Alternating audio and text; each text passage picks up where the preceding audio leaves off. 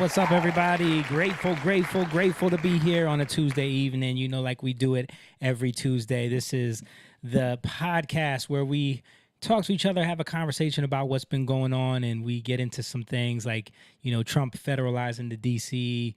Area with police and bringing the FBI in and all the units in, trying to clean up those streets over there. Also, we're going to talk about some stuff in relationships and the black culture, black community. And we'll get into it in a little bit, but we appreciate you guys for being here. Make sure you hit that like button, share this video with your friends. You are watching Young Lion TV.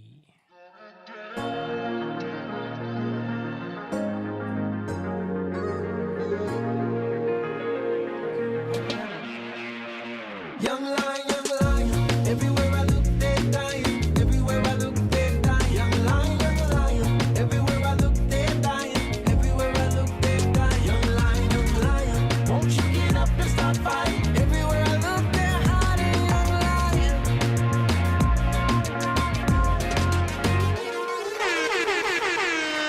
That's right.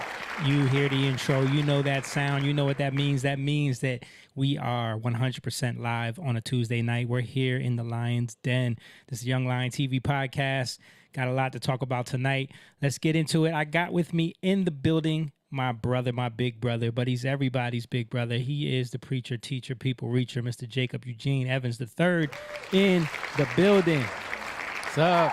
He's back. I'm back. He's back. Ready to get into it. Well, I was here last week. Were you here last week? I don't remember. Maybe, possibly. Yeah, I was. Yeah, I brought the kids. That's right. Yeah. And we got via remote coming in strong, not muting up their phones so we can hear them through the entire intro, and grateful. But and there I said there, yo, what's up? What's up? But we got to bring in.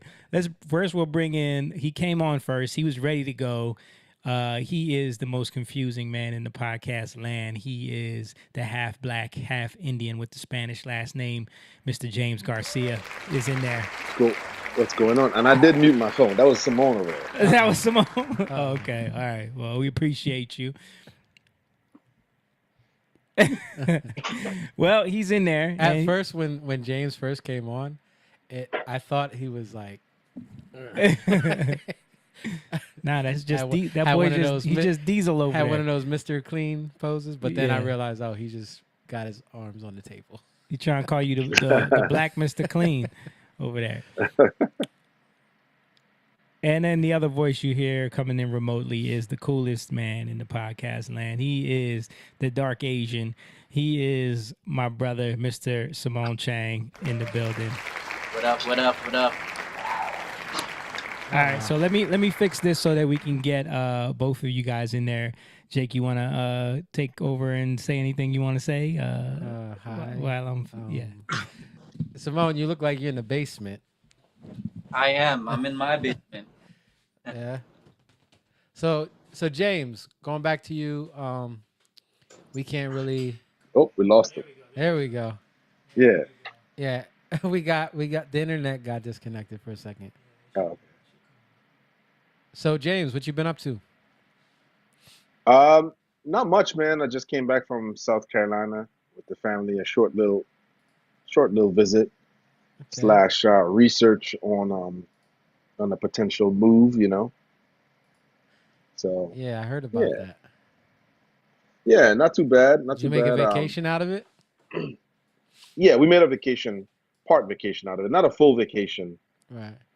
But it was only like 4 days. But it was more.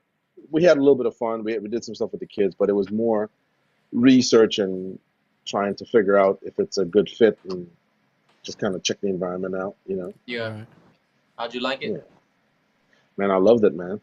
I Loved it. heard you hung out with the Osapos. Yeah, man. I met up with Couple them. times. Yeah. And Shaniqua has some co-workers that retired and moved there, and so we were able to meet up with a couple of different people and just There's kind an of scout it and influx. see. There's an influx of people from New Jersey. That's Oh, there's a ton of people there, man. There's a whole bunch of them. Hmm. And, Yeah, bro. It's a ton yeah, of people there, Myrtle man. Beach and Conway. Conway has exploded. Yeah, Conway that's a hit. has That's a hit. exploded. When I had moved the Osafos down there, I'd had to drive their U-Haul truck, and Yeah, we you passed told through me. Conway, and it was July, and this is how I know how cool this town is. There was a Santa Claus because they were celebrating Christmas in July. It was a hipster Santa Claus with a big beard and the Moan, I don't know. Yeah. I'm pretty sure you got a dog that's chewing on a squeezy Oh, you hear toy that? or whatever. I'm gonna go close the door real fast. All right. He's like, I That's- heard that's everything all- saying. Mocha's over there chewing on a toy. Dog toys. Yo, you know what's funny is that I don't even hear it anymore. Oh, that's the shirt that I gave you, right? It's the old school Star Wars. Yeah, I like that shirt. All right. So we got everybody here now. It's good to see everybody.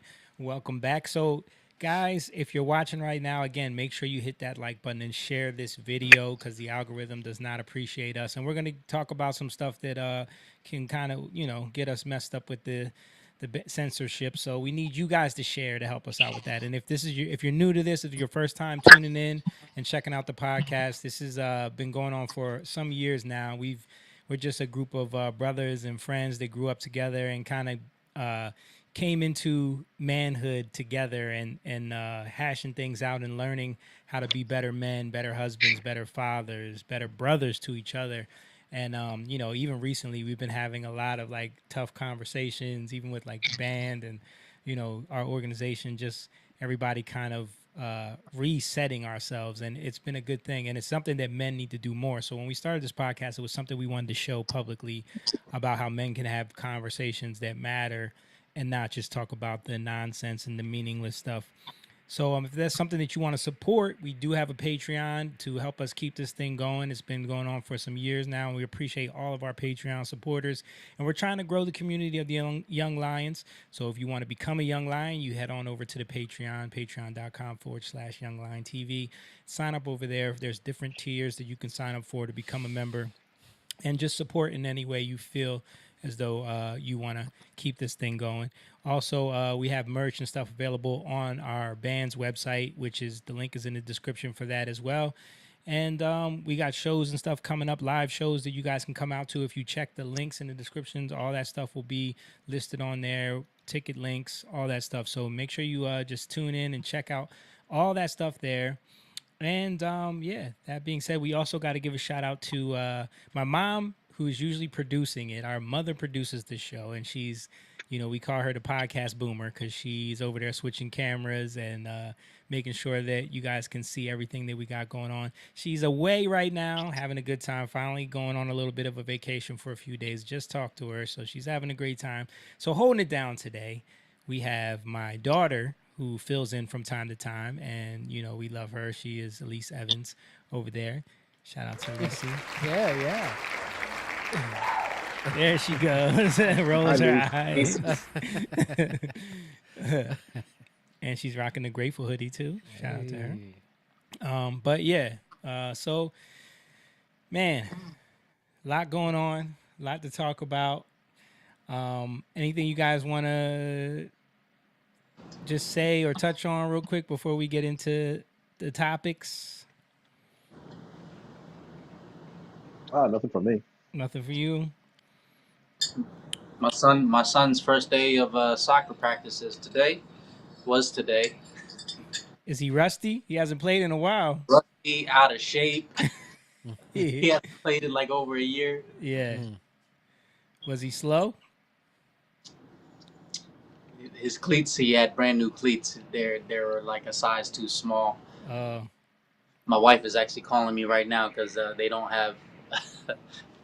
She went to go exchange it. Oh, okay. Yeah, but they don't have his size now, so Uh-oh. figure it out. Got to get a different kind. Yeah. I could go into a whole bunch of that with the cleats, Yeah. and where you should go, but I won't. But yeah, it's funny. I got a little story about that. My son, we always go to like the Adidas or the outlets basically, because you can get deals on cleats. At the Gloucester outlets over Yeah, here? but we were down the shore, so we went to the Atlantic City ones. Okay. And this weekend, and my son Lucas, the littlest one, he gets these cleats and they're like light blue and pink, and I'm like, you want those? Yeah. He's like, yeah, they look cool, I want them. I'm like, are you sure you want those? Yeah. And he's like, yeah, I want them. There's nothing wrong with them. I'm like, dude, they look a little girly. He's like, no, they don't. I'm like, okay. We get home. The next day, he's going to wear them for practice. And he's like, I don't know, Daddy. They look really girly now. I'm like, dude, I literally talked to you about this in the store. Well, they look different in the store. Well, you're going to wear them now. Yeah. Now you got to wear them. So how did he wear them? Did he, He wore them. was he fine after he wore them? He didn't care? I mean, he doesn't really want to wear them now. Yeah. But I'm not taking them back Yeah. because I told him over Yeah. and over again, Right. and now he's got to deal Now with you it. got to live with that Yep. decision you made. Yep. Noah's problem Mm-hmm. is he likes the way the narrow ones look, right? The slip-ons, but Yeah. he has like the widest feet, man. His feet are so wide that he can't fit in them. Yeah. He gets Same that from you. He gets I that do from have- you. I do have wide feet, but it's not his feet are wider than mine. Them Polynesian feet or whatever y'all got going on. All right, cool. So let's get into the first topic here. First thing I want to get into, it's going to lead us into all the other topics, is the breaking news about Trump federalizing D.C., talking about bringing in the feds to clean up the crime in the area. I'll play a little story about it here. If you can pull this up, Lise, Funny, I was please. gonna send this. Okay, good. Oh, I didn't hook up the audio. Grab me that cord right there, Jake. Yes.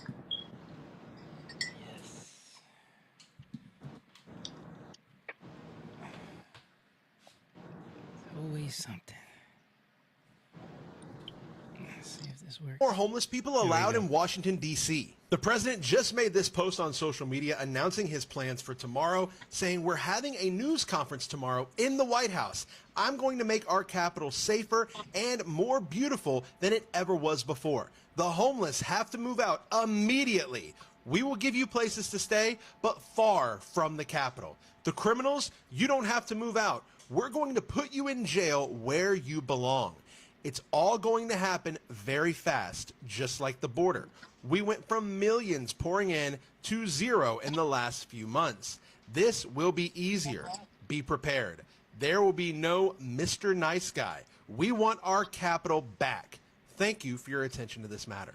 And Okay, so that was his tweet that he pretty much read off. And then this was his statement at the press conference that was kind of going viral, where he made this comparison to like something that his father always told him. I'll play this real quick.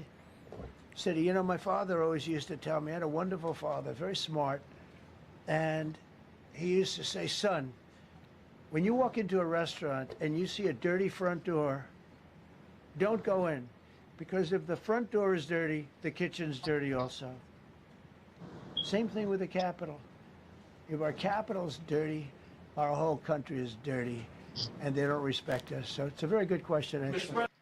So he's talking about like we got dignitaries, we got people from all over the world who come to see the Capitol, and the crime is out of control. There's homeless people everywhere, like right around the White House and the Capitol building and all of that. And it's like it's embarrassing. You know? I don't understand. I think I asked you about that, like the way that they run, you know, Washington The D.C. district? is just different than everywhere else. Yeah, You know, it's its own police force. It's its own entity, you know, which is a whole weird setup to begin with. It's a District of Columbia, which is not actually a city or state within the jurisdiction. It's different. It's weird. But it falls under the federal jurisdiction, why it's perfectly normal for him to federalize it and, you know, bring in the feds to come in and clean it up. So, but of course, you know, that was met with a ton of outrage from the left. You know, Trump is trying to be a fascist, a dictator, all of this stuff because he wants to, you know, DC is like #1 murder capital of the world. Really? Right now. Yeah. Really? I saw statistics on this per capita. Yeah. Like I mean, per still. 100,000. I thought. Yeah. Oh, Yeah. Wow. I think I have something showing that. Let me see. #1 in murder, and yet the real estate was very luxurious and expensive, right? Yeah, exactly. Not everywhere. not in DC, but I think Virginia. So right outside of DC is the most expensive. Like it has more wealth than the entire country, as far as the homes and people's income, and which is all the politicians live there. Mm-hmm. So pull this up, Lise. This was from the DC police chief was called lying about violent crime. I think this was put out by the FBI statistics. We can't see that. Can't see that. So this is the 2024 murder rate per 100,000. DC is 27.54, which is almost double of the next city which is Bogota, Colombia, 15.1 per 100,000. Oh, dang. They always talking about how dangerous Colombia is. Yeah. And then Mexico City comes next, Islamabad, Lima, Peru, Ottawa, Canada, Paris, Havana, and then it goes down Delhi, London, Madrid. But yeah, DC is far like almost twice as bad as everything. That's crazy. I didn't Uh, know it was that bad. Yeah, it's apparently crime is out of control. And you know, the police chief there, were posting up videos of like how she's more worried about being at the pride parades and passing out you know, like affirming care stuff and doing press conferences about inclusivity and all of that than actually worrying about the crime there, which is crazy. So yeah, something has to be done. If they're not gonna care about the crime, something has to be done. Check this out. This is another thing. This is from the DC Police Department's website. Can you make that bigger? I'm gonna try. So they're saying, you know, the left is coming out and saying that nothing is wrong in DC. Crime is down because they're fudging these numbers. They've been doing this with the FBI statistics too, because they're using the spike in crime right after COVID, Yeah. and then it's gone down slightly since then to say that crime is on a trend downward, but it's still higher than it was pre-COVID. Right. You know, so this is year-to-date carjackings, and look at where it's like a heat map of where all the carjackings happen. Can you see this? Mm-hmm. So the most is right around the DC area.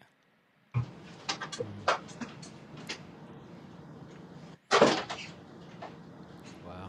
Like that should not be happening. Yeah. But Crazy. I didn't know it was that bad over there. yeah, it's apparently been like someone just got shot right near the Capitol building the other day. Yeah, I heard about that. And then we showed the dude Big Balls, remember? He just got pummeled when he tried to save a girl from getting her car stolen. Yeah. Yep. And he stepped in, and then a group of like 12 kids jumped him, beat him down. Yeah, but what do you guys think? Do you guys think that he's overreaching, trying to clean up the city? No, because he has the authority and it's in his jurisdiction. It's in his power to do it. Right. It's not like he's overreaching. Now, if he did that in another state, it might be a little different. Right. I mean, it depends on how out of control it gets. Yeah. But yeah, I don't know because it's the District of Columbia. It's different. Yeah. It's literally a federal territory. Yeah. What do you think, James? I mean, I think that every city should be audited regularly on their budget, their spending, their crime rate.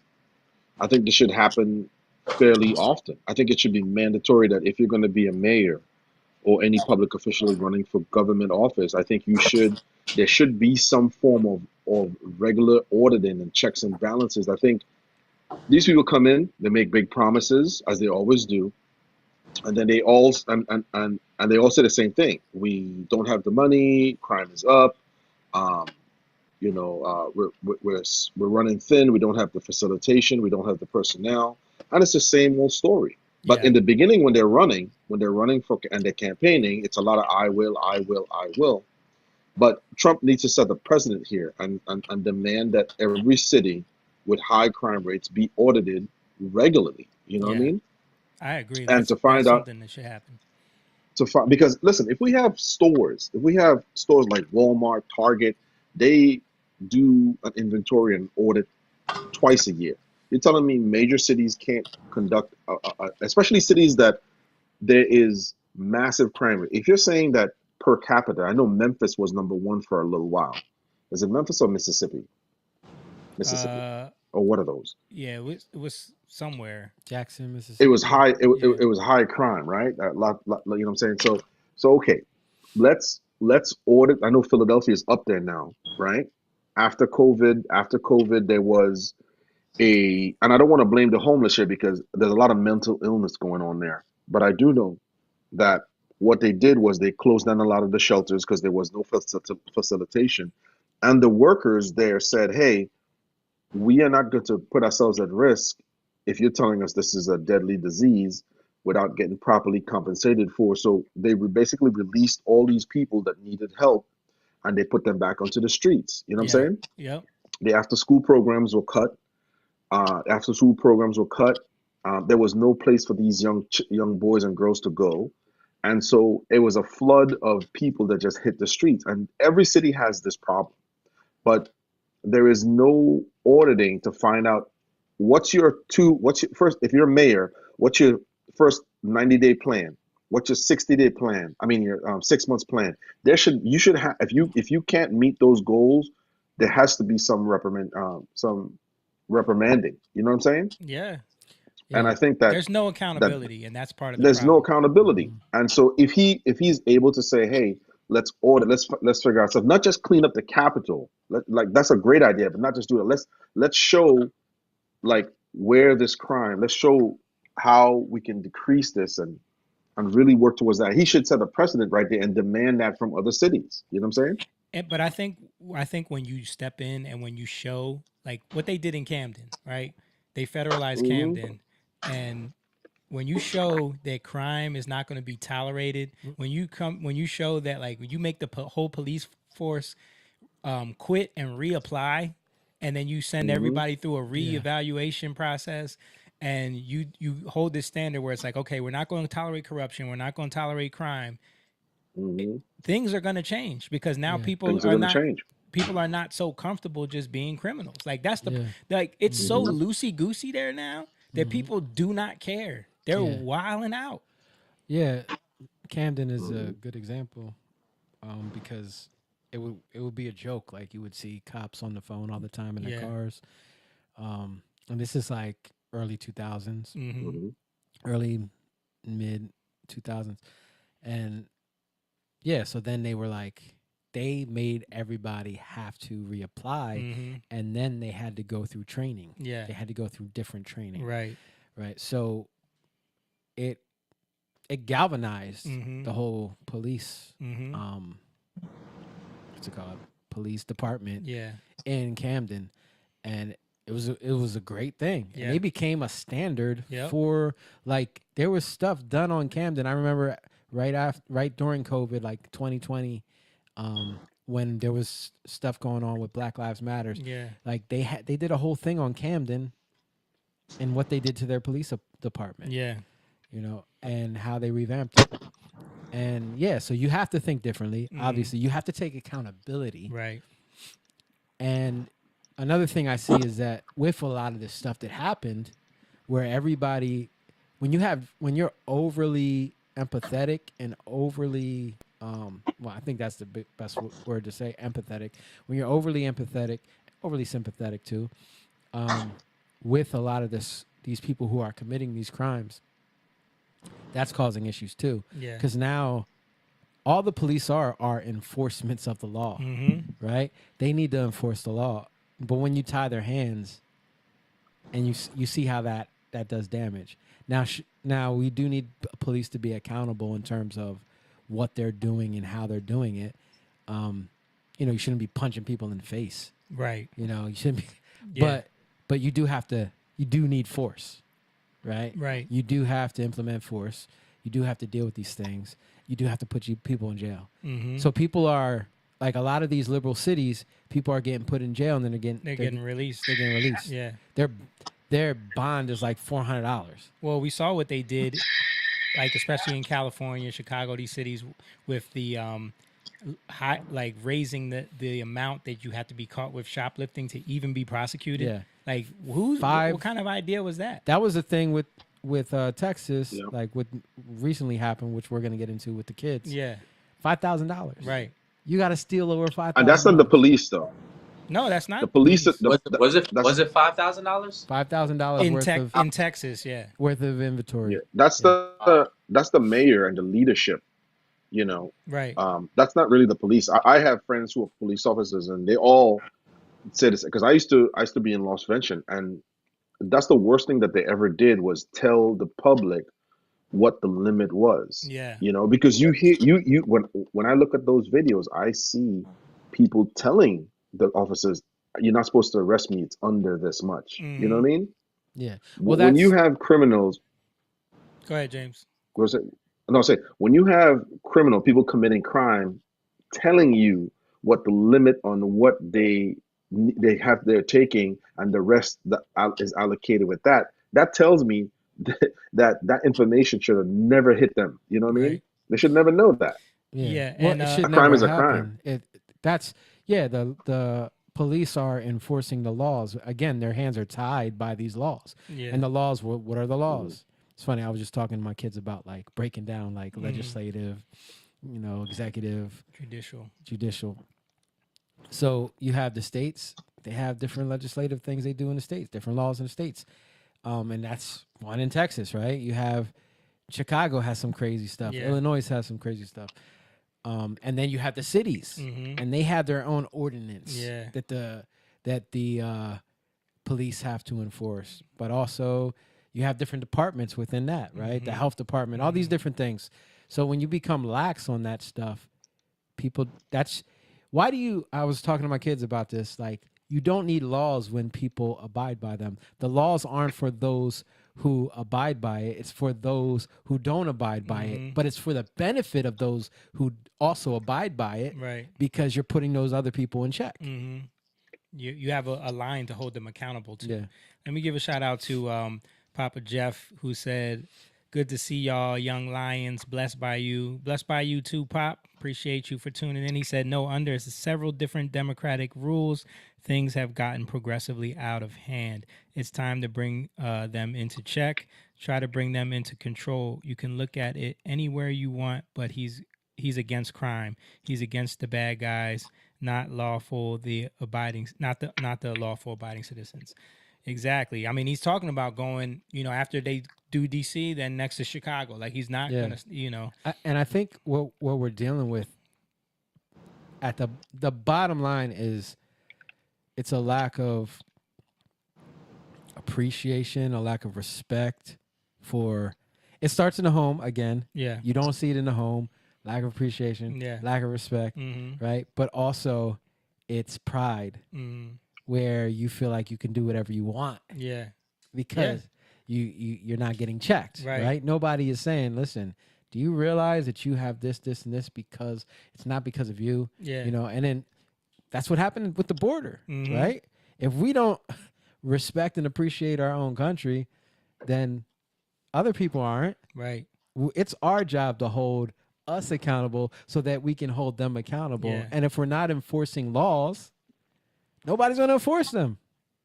Yeah, and Uncle Denny Right. made a And good the whole- point here. Real quick, Uncle Denny says Soros funded prosecutors not prosecuting the criminals, and they're saying crime is down.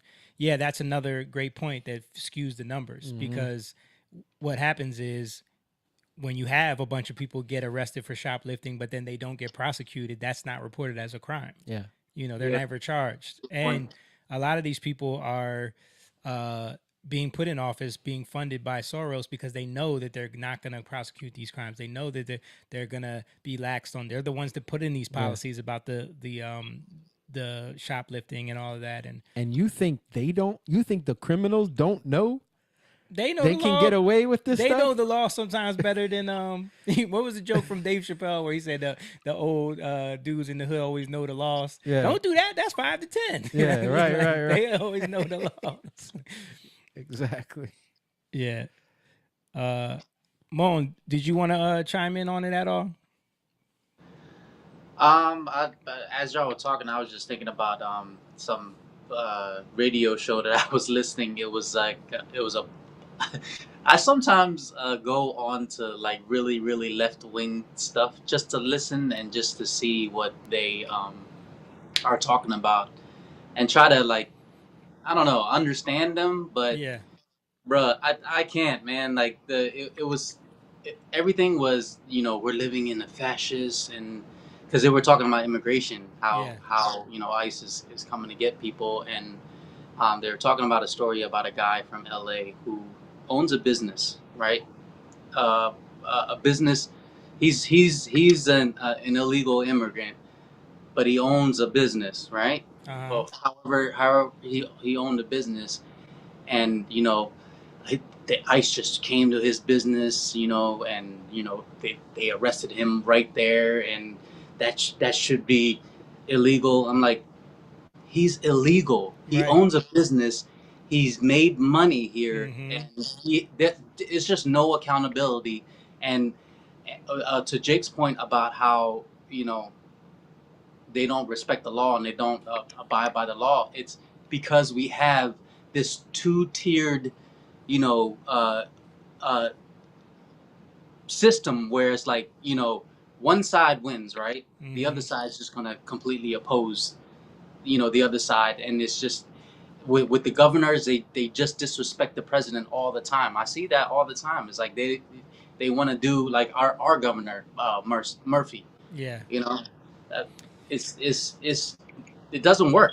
It doesn't work. Speaking of governors, you know that Newsom, yeah, we talked about we showed it on here. Remember how quickly he cleaned up the homeless problem when G was coming? yeah, So yeah. When you know when they have an incentive to do it, it gets done, right? yeah. Yeah.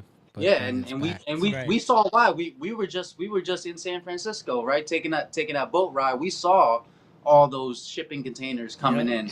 Yep. It's the craziest trade thing I ever seen in Nothing my but life. Sheen And products coming in from China. yep, Everybody Sheen orders. yeah, everybody seen, and it just opened my eyes. Hmm. Like that's why he cleaned up San Right. Francisco so quick because Right. But is it really cleaning up? That's the thing. it's It's cleaning up what people it's see, but yeah. the closet's Yeah. a mess. Yeah. It's like your kids. You tell your kids to clean the room, And and they shove everything under the bed. Yeah. right. That just And happened there's to my a son. and there's a two-part thing that's happening here. Well, multiple things, but two definitely. Yeah, the home is definitely an issue, right? The behavior, the conditions of the home which lead to kids doing this stuff. But this is also planned chaos, where the powers that be and the elites that really fund these things, and they're able to throw money at something to continue to feed chaos, because ultimately what they want is they want civil unrest. They want a city in chaos, because how else are they going to fund these phony programs? How else are they going to create environments where you constantly feed people with anger, hatred, or whatever it is, whatever little things that they want? These are agents of chaos. This is what they do. So what happens here is like they they, they know that when you have people who aren't educated, they don't have means for access to good work or whatever it is. They know that all it takes is a little bit of push and a little bit of financial push. I just watched a video where they track this one girl. She's at every protest. She's a paid protester, Oh yeah. and she's out there front and center. She's out there front and center. This guy tracked her. He went to every rally, and there she is in every different color shirt at every cause, and she's screaming and yelling. And he tracked her down and found out who she was. That she was funded she was funded by an overseas company who threw $20 million to pay American protesters to organize and facilitate dissension, right? And what we saw, especially with the last 5 years, is because it's so easy to blame these kids, and I'm not taking away from what they're doing, but where was CNN and ABC and CBS that was promoting this? Where was their accountability? There's no accountability for these people. They're pretty much like, they could say go out and riot peacefully. What does that mean? You know what I'm saying? Yeah. Yeah. They Or knew or they knew what that was gonna do. well, yeah, of course they don't want to get sued, but Chris Cuomo is now pretending to be this sort of like in the middle. Centrist. But Chris Yeah. Cuomo was on CNN. What did Chris Cuomo said? He was quoting all these quotes about the Tea Party and And he how was we have to stand saying up for our that rights. protests were never meant to be peaceful. Remember when he said that? Exactly.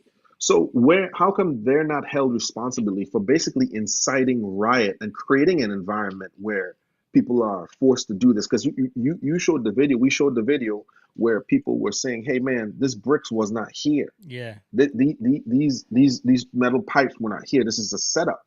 So a lot of times it's so easy to point to those people and be like, "Oh man, they're crazy and they're burning down their neighborhood." But that turned out to be not completely true. There are a lot of people who were like, "No man, this is not true." That we saw a lot of videos with people. The one with the four young white teenage girls, or I don't know if they're teenagers, but they were handing these black dudes bricks. What about the one white dude with the beard that was telling the one black kid, go hit this building, throw it Yep. here? You know what I'm Yep. saying? There's no investigation on that. So there were kids out there saying, "Nah, man, this is a setup. This is a setup." But that's never going to get played because the people, the powers that be, want chaos. They want the cities to be destroyed. You know what I mean? Yeah, I I saw a totally lot of agree. that. I gotta give a shout out to that dude. I forget his name. I was trying to find it. The dude that's doing. He's exposing all those paid protesters, and he's I showing. sent you some Yeah, stuff. There's a yeah, lot of them. yeah. No, a while back. he's blowing up because that's all he's doing is like finding Yeah, these people, showing where you, they come from, where they're funded, all the yeah, protests they've been at. It's incredible. Like, dude. In my neighborhood, in Mount Laurel, there's a bunch of protesters. A guy just went back there and filmed a bunch of like middle-aged people putting on shirts in the back of the building. yeah, dude, and it's all They boomers. It's all It's all boomers. boomers. It's all boomers, and they it was in the back of one of the stores up here, Aldi's. There was all these like Tesla cars and all these little station wagons and Subarus, Just and he sent you. filmed them. Hmm. He filmed them taking out shirts from boxes and putting on shirts to pretend they're protesting. Well, they're just holding up signs, you know what I mean? But Yeah, nonetheless, those are paid agents of chaos. That's what they're there for. They don't right. care. There's something, and nobody's tracking that except for that one guy that I saw who said, "Look, man, these people aren't protesting because they have a dog in the fight. They're getting paid to do this." You know what I'm saying? Yes, exactly. I wanna show some of the reaction on the left. We were talking about the left and what you were listening to, Mo. And I wanna, you can only imagine that what's the main thing they're saying about what's happening besides it's being fascist and all of that. What do you think they're saying? Well, let's play it. Let's watch it. But besides Trump Besides is fascism, It's racist. bingo. Nazi. Is that the right way to fight crime here, given your experience in Baltimore? This guy want to talk about how to fight crime and he's from Baltimore. No, and I think we all know that, right? And we all know what the president is doing is really just spitting this right-wing propaganda and using the media and the bully pulpit of the highest office of the land to push things that we know. No one in D.C., my sister mayor is not saying that they don't have issues to work on, but the reality is that D.C.'s violent crime is at a 30-year low.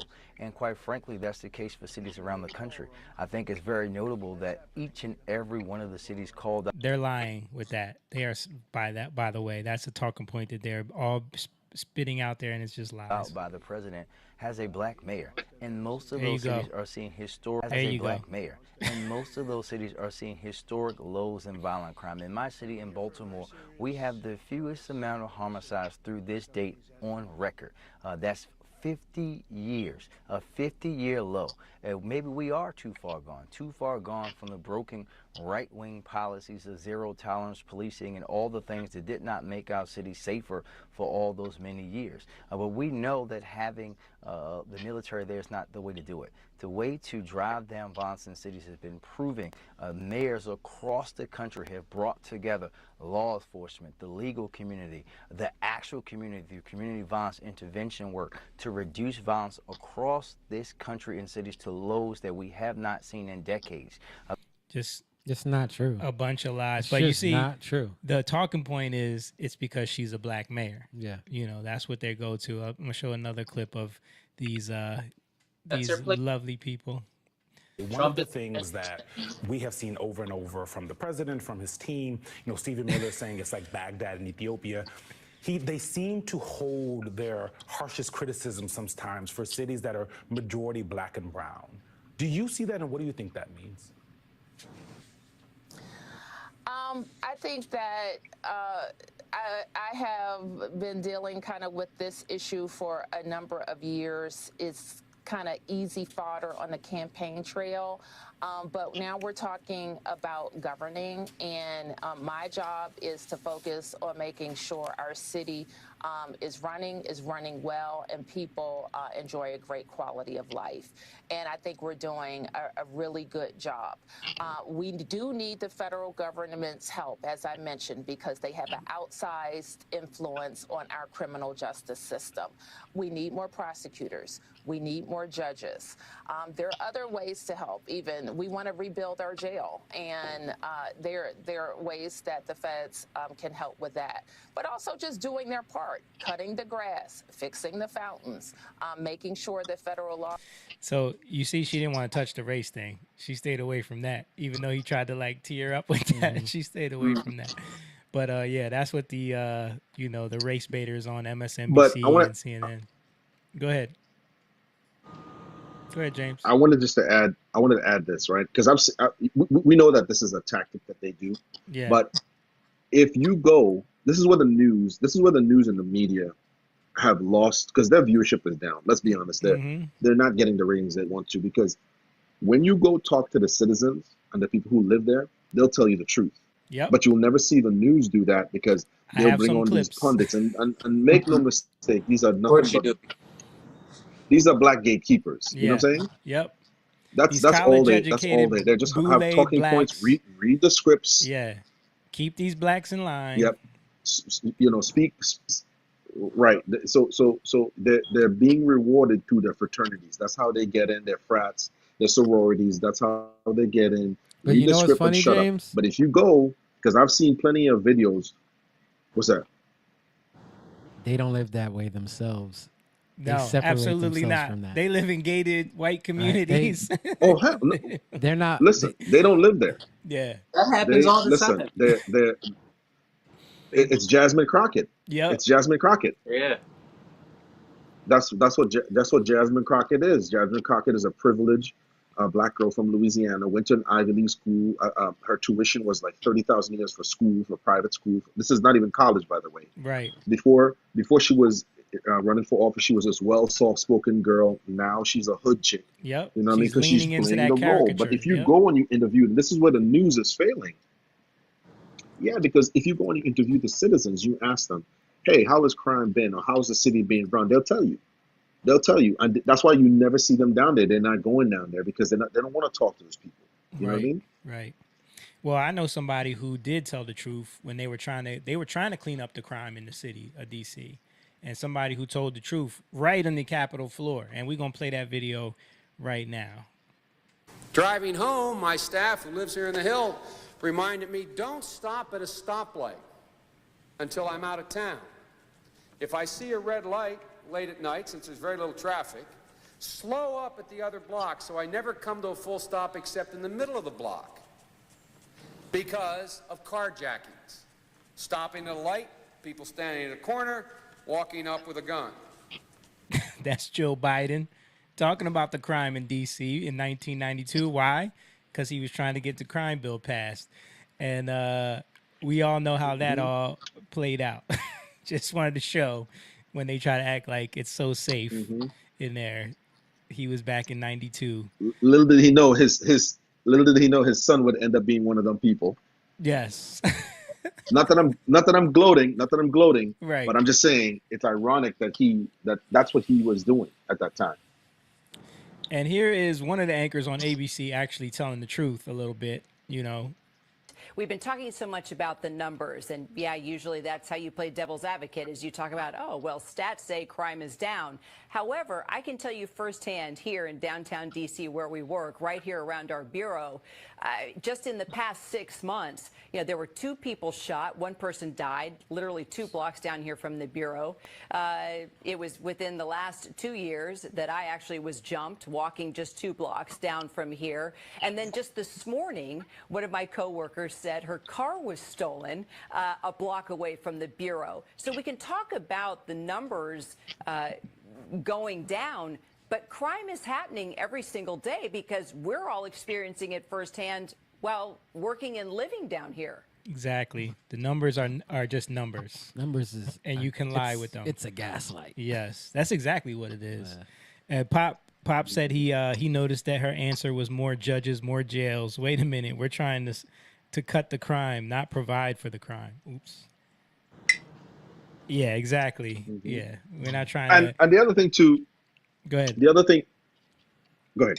Finish. No, I was I'm gonna say done. the other thing that to me, the other thing I was gonna say is this: if you ever notice, when you have these political pundits on, they're quoting statistics, but they never cite where they get these numbers from. Right. They're not citing the source, so you can't go research that. It's just a talking point. They can say, okay, here's statistics.org. This go here. This is where we get this numbers from. You never see that flashed across the screen, Right. and where it stays there, so you can say, okay, let me go look that up. It's just some arbitrary number they pull out, and they say, statistics show 30-year low. Where did you get that number from? And then the graphics How department did we arrive they here? had a So they had a there's- graphic ready to go when he said that showed like that came up with it like Exactly. And again, Exactly. This is why it's a script. yeah. even what you said earlier about the auditing thing, James, how many Democratic run cities throw money at things? You know, they do add more judges. They do add more prosecutors. They do add people like the homeless The situation. homeless. Oh my they goodness. add more people Six-figure jobs dealing with that, and they throw more money at this stuff, and it just gets worse. Mm-hmm. Just gets worse because they're not, needle gets worse. programs, Joe- methadone clinics, all these things. Right. because it's just a Joe money Rogan. grab. Go ahead. Sorry. It's there's not Yeah. they're Joe not Rogan just did a thinking- that delay. No, I was gonna say I Joe know, Rogan it's did. so annoying, that delay. I hate it. Go ahead, James. So Joe Rogan was talking about the homeless problem in California, which is why one of the reasons he left. And they did the numbers. It's a $1.2 billion a year industry, right? Mm-hmm. And he lived in California from the early 90s on. He talked about how he said it was vastly different when they started looking up the salaries of these people. We're talking $400,000 a year, 200, and these are secretaries. These are glorified secretaries and assistants making $200,000-$300,000 a year. Crazy. What's their incentive? What's their incentive to actually stop this when they're making this kind of money? They None. can't. None. You know what I'm saying? They'll lose their job. What's- That's why they don't. Exactly. That's why they don't want it to be fixed. But that's why They're not that's why nonprofits. They want more crime. Nonprofits. What do they? He. I saw another thing where they were breaking down how much the nonprofits, like cancer research, all these things, how much they actually allocate to the actual issue, and it's Yes. usually less than 2% of the Yes. money they make. They don't really want to solve Yes. these problems because then they have to go away. They don't. Listen, these glorified big salaries are. If you look at their salaries, they're like, who's gonna want to lose their job if I'm making $300,000 to $400,000 a year, Nobody. solving nothing? Why You're would I not- want to stop that? And that's the thing, like That's mad money to do nothing. Yeah. that's what the church is for, though, right? You're never gonna solve the problem, Right. Like you're not gonna solve the problem of crime. You're not gonna solve the problem of homelessness. Right. You're always gonna have crime. You're always gonna have homelessness, but you can lessen it. Yeah. Right? You can lessen it. And those are the things that you look for. This is what believers are supposed to be doing. This is what churches do. You go and you help people. How can we be a benefit to people? Right. It's not, but yeah, of course there's churches that are just like other 501c3s that Yeah. take advantage of things, you know, and are looking to make money off of the situation, off of the problems. But there's also people who are doing work. And I think that's what we have to, like, if we can get people to understand that it's the church's job to go into these places, Mm-hmm. pray, and do the work, or speak to people, Or Talk to have an people. outlet for people. Start to build a community facilities that these people like. outreach. Yeah, outreach, stuff like that. Like that's what the church was originally for. Yeah. Let me go to Mon was talking, or James was talking about how nobody went out on the street to talk to the civilians. Well, you know, Fox News did because they wanted to show how dumb these. So they went out there and talked to people. So let's check out one of those clips right here. We need all the protection that we can get in the city because the city is really getting dangerous. A person like me at this age, I has to make sure to come home before sundown. We need Come home before sundown. Bro, that's wild. And then here's another dude on the ground. He just made his own little video. As quiet as a church mouse, young. I came all the way down Pennsylvania Avenue this morning. So peaceful, young. I don't smell no weed, young. I don't see no homeless people. I mean, I came all the way through the southeast side, all the way down here. You see now I'm at the White House, jump, man. It's quiet, yeah. It's a He was shame smelling the weed here. that it takes somebody to have to sit in your classroom in order for you to be in order, yeah. Because that's what it feels like, yeah. Yeah. I've You never. gotta be That's that babysitted to do DC. your job, yeah. Yeah. Yeah. Stuff been out of control for years.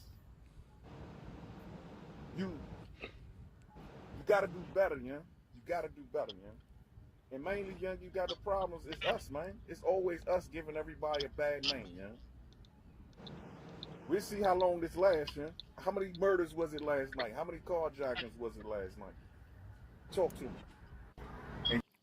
Yeah. I mean, he's just speaking about some facts. Yeah. I mean, that's what people are going to have to do. We're going to have to forget about the media, and people are going to have to take their cameras and their phones and go down and start making videos and posting it, because that's the real. That's as real as it gets, because the news is going to spin it. You know what I'm saying? But in order to do that, James, people gotta have a little bit of selflessness. Yeah. Because it takes Yeah, you have to. It takes you actually being able to look outside of yourself and saying, yeah, accountability. We do need it. We got it. Yeah. He said it. Yeah. He said it. Mhm. Yeah, well, this is why are we always the ones? Like, Yeah. this is the problem. Yep. You know. Yeah, and you know the politicians are going to lie to you. They're going to make things up. Nancy Pelosi got fact-checked hard because she was trying to spin this into, well, why didn't Donald Trump step in with the National Guard during January 6th? She tried to flip that whole thing. I'll show you guys here. Pull it up. Wait. Yes. She Yes. did that? Yes. Oh, Look, man. I'm going to show y'all right here. Here's her tweet. Donald Trump delayed deploying National Guard on January 6th when our capital was under violent attack and lives were at stake. Now he's activating the D.C. Guard to distract from his incompetent mishandling of tariffs, healthcare, education, and immigration, just to name a few blunders. Liars, yo. Right? But check this out. So the former chief of the Capitol Police came out and blasted her. It was like, ma'am, it's long past time to be honest with the American people. On January 3rd, I requested National Guard assistance, but your sergeant at arms denied it. Under Federal Law 2, USC 1970, I was prohibited from calling them into without specific approval. That same day, Carol Corbin at the Pentagon offered National Guard support, but I was forced to decline because I lacked the legal authority. On January 6th, while the Capitol was under attack, and despite my repeated calls, your sergeant at arms again denied my urgent request for over 70 agonizing minutes, running it up the chain for your approval. When I needed assistance, it was denied. Yet when it suited you, you ordered fencing topped with concertina wire and surrounded the Capitol with thousands of armed National Guard troops. Boom, got her, bro. I mean, it's on. They got it on video that she was doing admits this. it. Yeah. So I'm confused that how is she even saying that? That's mind They are blowing. at the level of gaslight that is. They think people are so dumb. What they're saying. What'd you say, Mo? Deep fake. That's what she's saying it is. She's only speaking to the people who still listen to her. Yeah. That's and it's the boomers that are out there protesting. Yeah, that's sad, man. The boomers that are out there protesting. Now let me show you this video because this was kind of going viral too. It's someone was filming like these officers going around talking to people. Like they were mandated to go around, patrol, make contact with people, and make sure that people understand what's about to happen. And you know, of course, they're posting this, acting like it's racist or whatever. Meanwhile, in D.C., like they're saying, like, you know, this is fascism or whatever. But just watch this for yourself. How y'all doing today? Y'all staying in that trouble? You got your ID on you, chick? Well, no, I live right here. Okay, cool. It's a cigarette. Did y'all get a call or something about right here? No, so we're doing checks, keeping everybody safe down here, right? Have you heard of the federal surge that Donald Trump's putting out?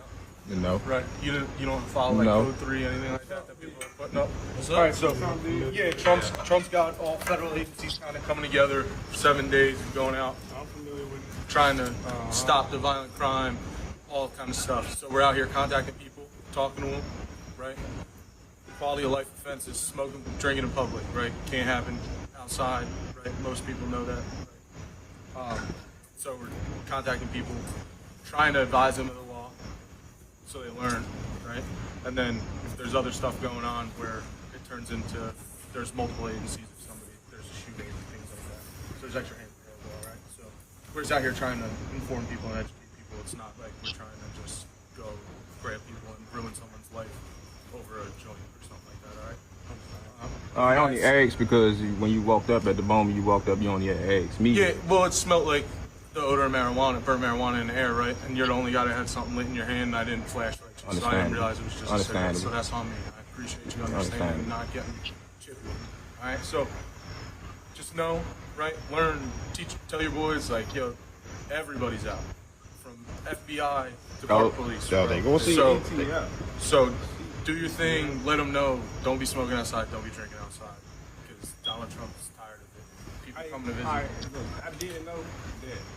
You didn't know smoking in public? Yeah, I didn't know that. Yeah, it's arrestable. Because in Maryland, it's recreational use, so I didn't know. Yeah, so D.C. it's recreational use as well, right? But you can legally possess up to 2 ounces. You can gift an ounce to your boy, right? So if you had 2 ounces and he said he needed a zip, you can give him a zip, but you can't smoke outside. You can.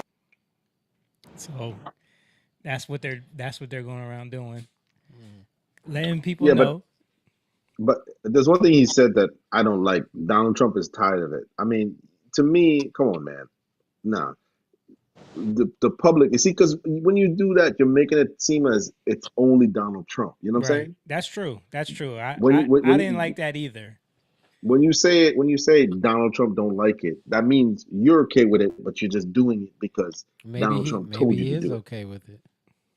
And he could be. You know, he could be. And maybe you're right. Like Donald Trump might hear that and be like, "Listen, you guys, I don't like that." Yeah. You know, and maybe he could be held accountable. But I can understand like they're trying to talk to the people and say it in a way where they might receive it.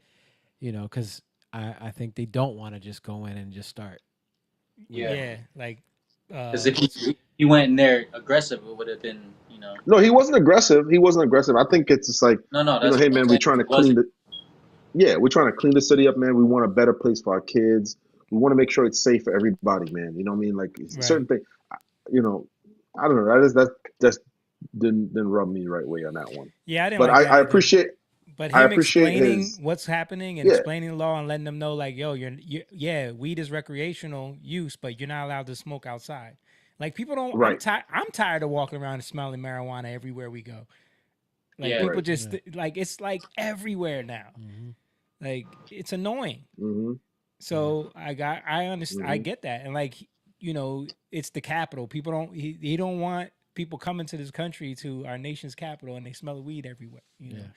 But I thought that, like, people are saying that interaction was like so terrible. Yeah, no, I don't think it's terrible. No, not at all. I mean, not at all. Who are they saying? What side is saying it's terrible? You already know. It's like the liberals on X are posting that and saying, this is what you asked, this is what you voted for, this is this is fascism. I mean, maybe because he's saying Donald Trump, and it just, like James said, and once he says that, it gives them that fuel, like Donald Trump.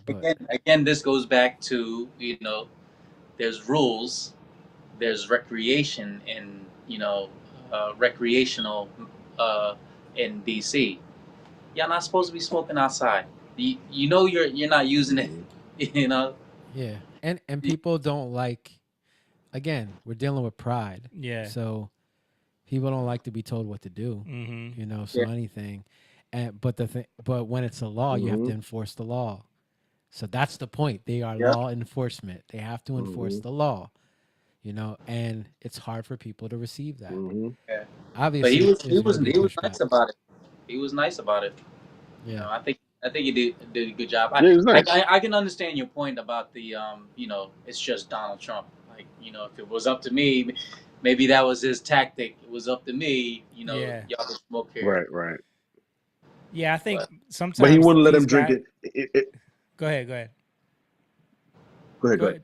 No, I say if he wouldn't let him drink. He wouldn't be like, "Go ahead, drink your beer in public." You know what I mean? Well, he told him it was a cigarette. it wasn't weed, so he just accepted that. Like, okay, my bad. You know what I mean? But I think these guys, a lot of times, they're trying to do their job, but not like escalate things, and they know how the police are That's true. perceived right now. That's So true. like him putting it off on Trump makes it seem like it's not me, man. You know, I'm just doing my job. But I don't like No, I that get either. that. Though. I don't like that Yeah. either. I think that's cowardly. You have Like, I think you do have to take responsibility. or just say like, you know, the community doesn't want this. You Yeah. know? Yes. Yeah. Yeah. Or Better. he might feel the way that he feels. You know, we don't know that. It is possible that he I would- really I would- does I- feel like he doesn't want, like he's okay with it. You know. Yeah, it might be. Right. Right. Yeah, you don't, and listen, you don't have to be aggressive with people, but you still have a job to do. You know what I'm saying? Mm-hmm. You know, because like I said, if he was drinking a beer, you wouldn't be like, you know, I'll be okay with you drinking a beer out here, but you know, Donald Trump don't like beer. Yeah. You know what I mean? Like, come on, man. Yeah, Donald Trump don't like beer. Yeah. I don't Yeah. think people be drinking, you know, in public. That I feel like the escalation of what happened in Cincinnati was because people were drunk. Yeah. Right.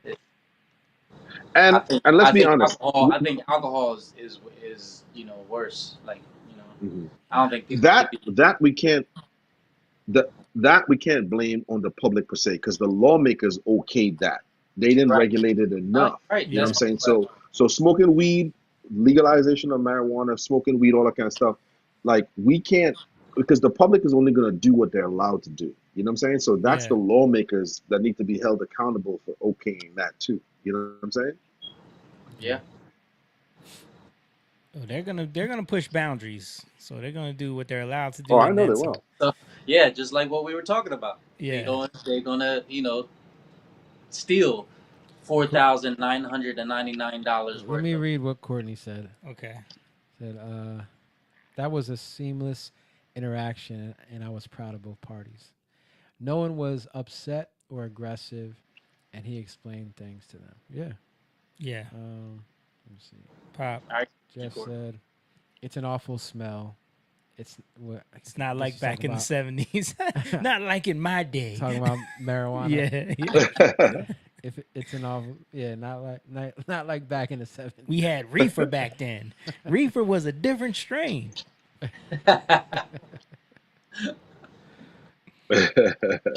Okay. He really did say that Columbia Red Bud. That smells sweet. It smells sweet. He said, "You grew up Hey, in a Pop. commune? Really? I didn't know that." Pop grew up in a commune. Wow. Wow, that's interesting. That is very interesting.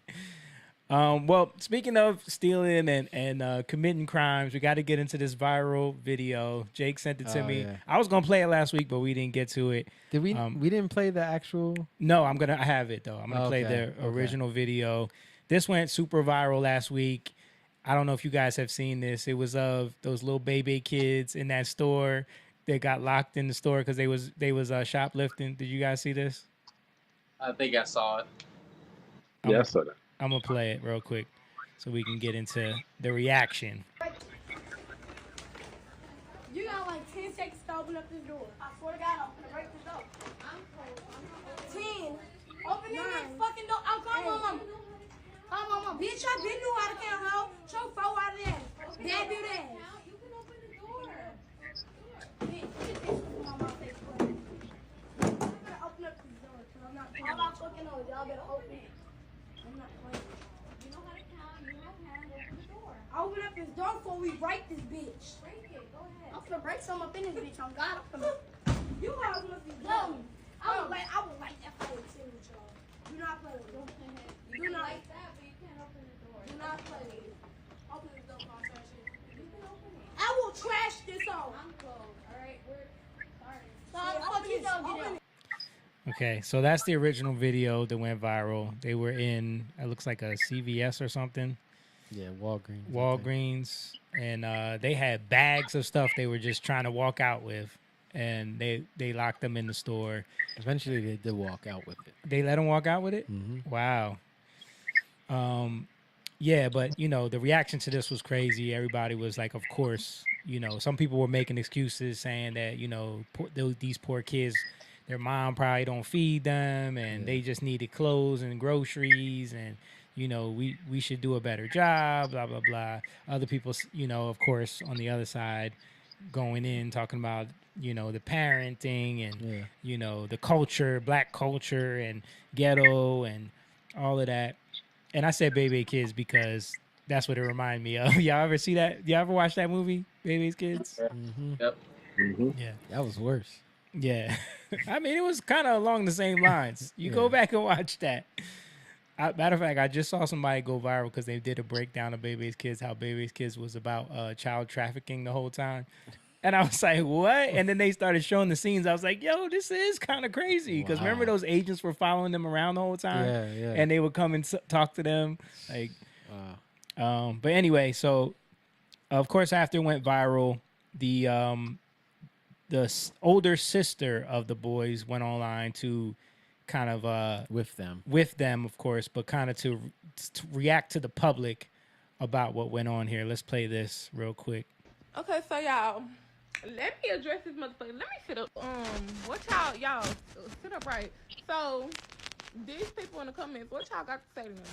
Okay, so please, can people stop saying they mama poor, they can't afford food, our mama can't afford And food. second of all, we fully dressed. We got get more more money money than you, bitch. Second of all, y'all dicking.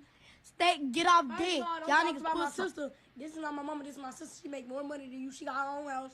She pay her own bills. She got more shit than you. You broke. You ain't getting no more shit. And that was not food inside that bag. That was snacks and toys. And if it was, yeah, that's what y'all like the fuck. Matter of Fuck fact, them. everybody Fuck them. steal. Matter of fact, y'all y'all got food. Everybody that knows know y'all got food. Y'all grown people. But yeah, like at the end of the day, my mama did not know that they dropped off. But yeah, and everybody in the comments talking about they mama this, they mama that. Bitch, my mama did not know they was stealing. Bitch, that was not with my mama. So clearly this made things worse. Yeah. Like, I don't know what she was trying to accomplish with the this. fact that they brought it to they get fed is crazy. Yeah. It's and crazy. And then talk about like it wasn't food, it was snacks and toys. Like that's not the point. Yeah. And that's not the problem. Like, that's what they got from it. And that shows you how far gone they are. Right. Which, like, the sister, they don't have, who do they got? Right. Who do they got? Obviously, the mom can't be too far from that. If the older sister is going on at behaving that way, then you see exactly where this trickle down comes from. Clearly, there's probably no father in the situation. I was just about to say that. Where is the dad? Yeah. Where's the dad?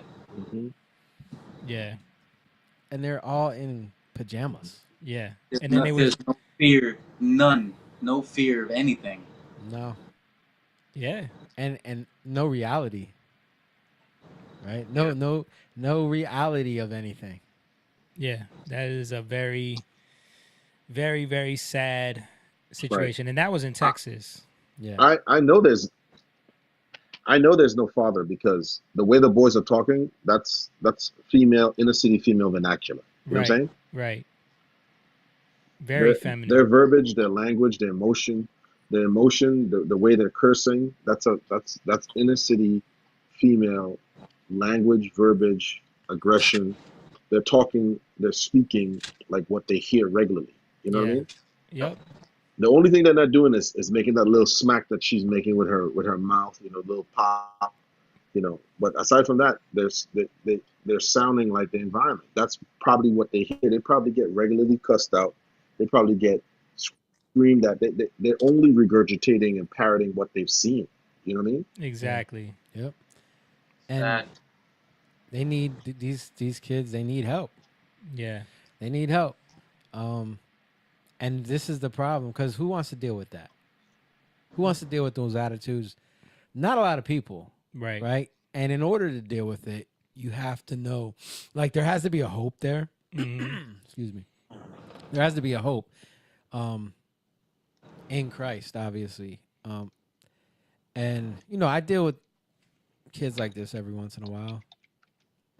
Yeah. And how do you got to be able to look past it and be able to talk to them in a way where they might be able to receive something. Yeah. Right? You have to, sometimes all they know is they need to be humbled. Aggression. You know, that's all they know. Like, and you have to explain something to them in a way where you got nothing else to say. Type, and that's hard. You got to work through it. Yeah. But most people don't want to even deal with it. Like, it's a lot of work. You know? It is. But if you're gonna love people, you're gonna have to deal with this stuff.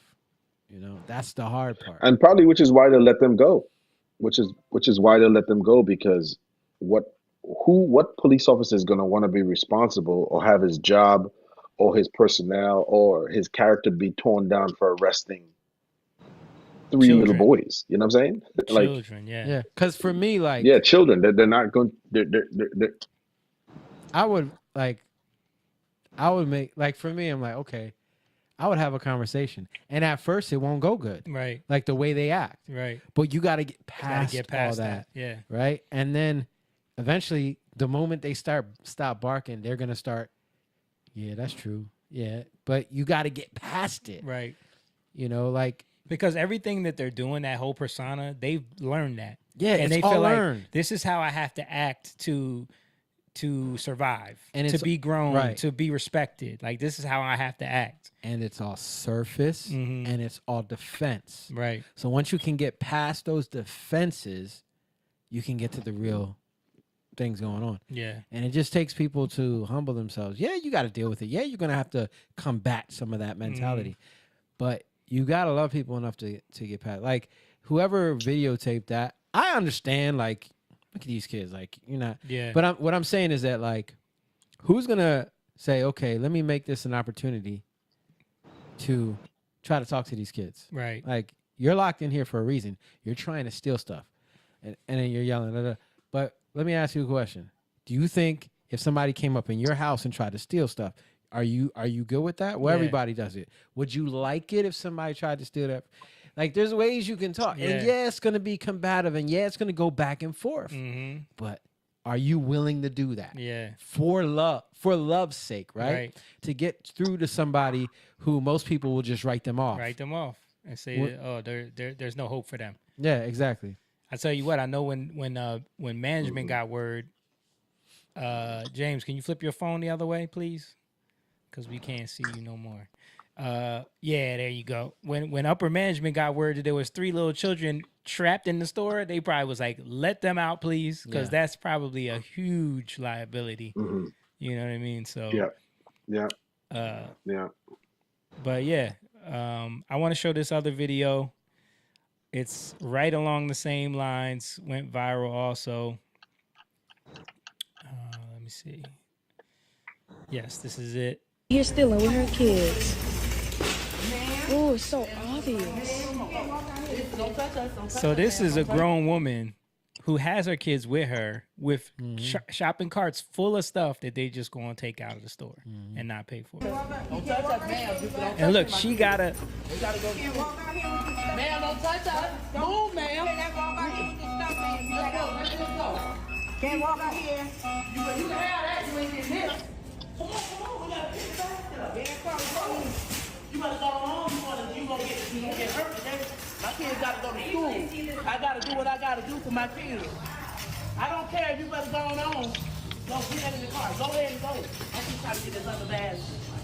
Hey, you can't steal. You better go on, girl. Recording me. I don't care about the police.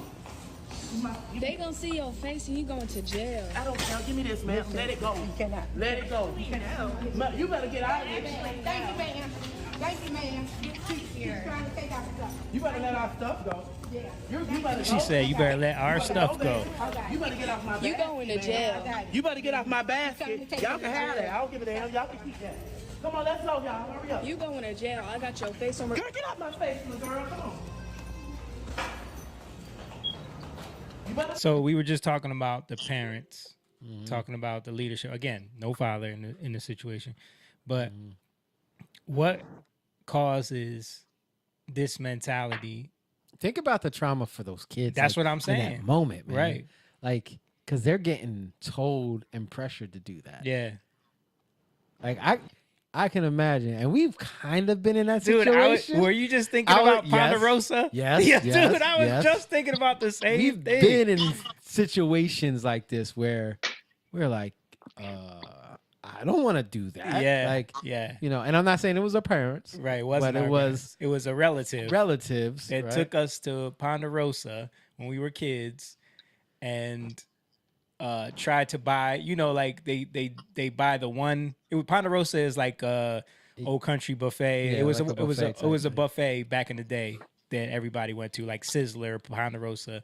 But she took us there with us and their kids, Yeah. and then wants to just get one meal and feed all of us off of one meal, and sending us all up to the buffet. Like, just go, just go, just go.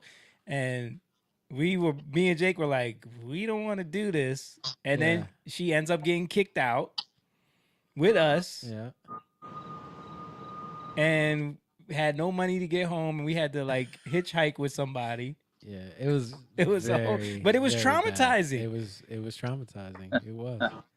It was very bad. So I can only imagine what these kids are going through. Yeah, every day. Right. And then their mom taking them and forcing them to do something like this. It's sad, man. This is what needs to change. Yeah. This is what we need to put a stop to this. Yeah, like,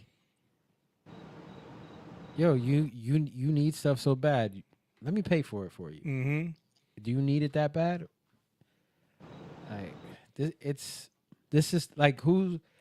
I get she's wrong, but okay, you don't know what I'm going through. All right, let's talk. What are you going through? Yeah.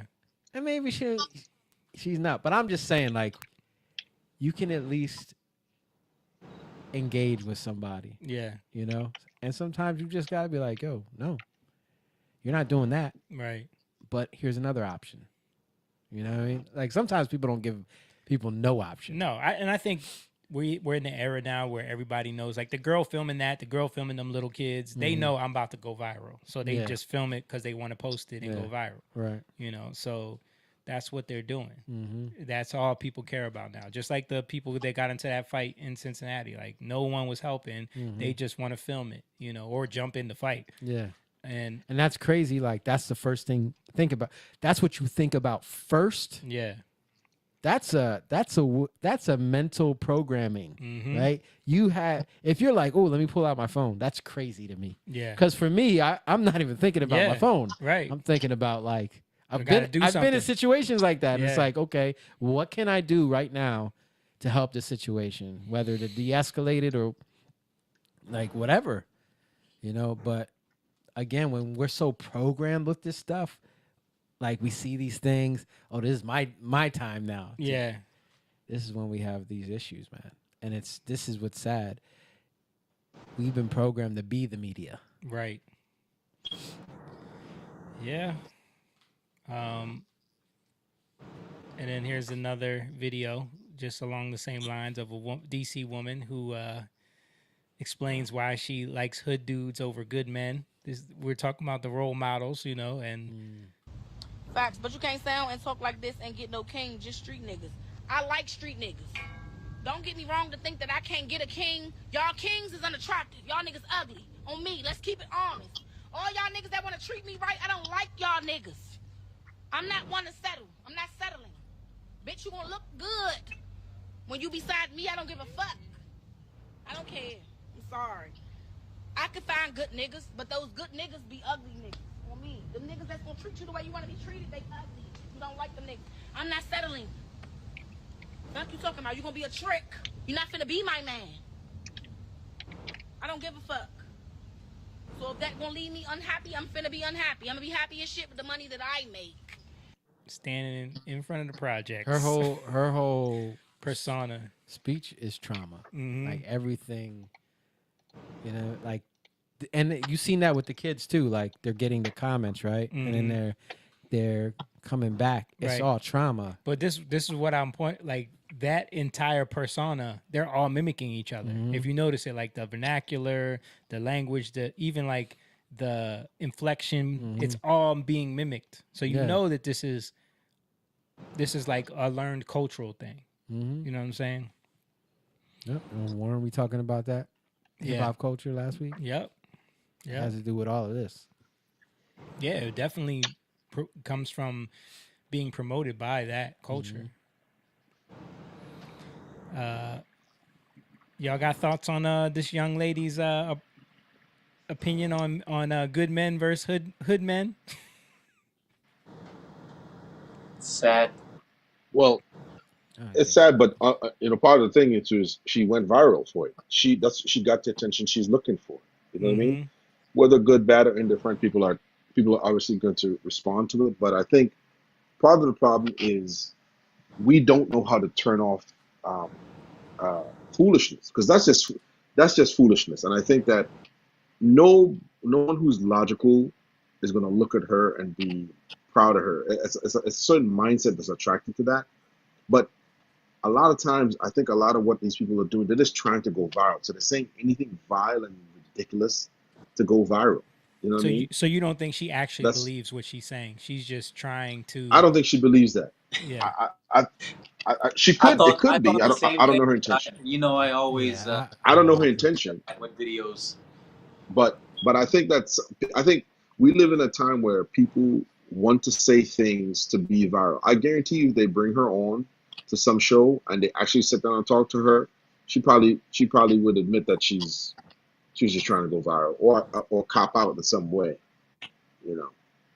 Yeah, I mean, that is a thing. That is a thing. Like, we were talking about this Sydney Sweeney thing last week, and Moan brought up a great point where, I mean, it's an incentive now for these companies to lean into a controversial ad because they're gonna go viral. Everyone's gonna talk about them. There's a chance that their stock could go up, so it could be planned. Things like that. And there is an incentive now for people to just say the most crazy, outlandish things, especially women on TikTok and on the internet. You see more and more channels doing that, where they're just saying crazy stuff because they know all of the manosphere channels are going to react to it. All of the, relationship content creators are going to react to it. It's going to go viral, and boom. Now you're And that's what go ahead. right. And that's what I was saying the last few weeks I was on. I said we're living in a time now where we're not going viral for positivity. We're going viral for negativity. We're going viral for, everything that's salacious, everything that's like bad, everything that goes wrong. That's what we're discussing over and over again. So we're not highlighting anything positive. So these kids see this, and I'm not saying that everybody's doing this, but I feel like a lot of reasons people want to go viral, like you said. She knows that the manosphere would pick that up. They'd want to discuss it. Even if she doesn't go viral on her channel, somebody would pick this up and post it and highlight it, and she would get some sort of clout along the way. You know what I'm saying? Yeah. Makes sense. I understand that. Yeah, but at the same time, like, why does it go viral?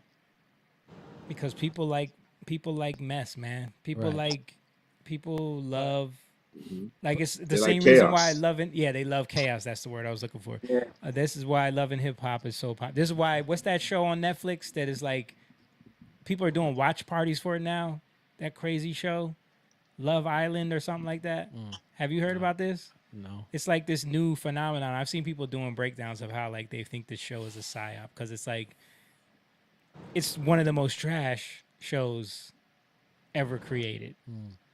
And it's like a dating show, but they're all it reminds me of like hearkening back to like the challenges on MTV or like the Real World. That's exactly what it is.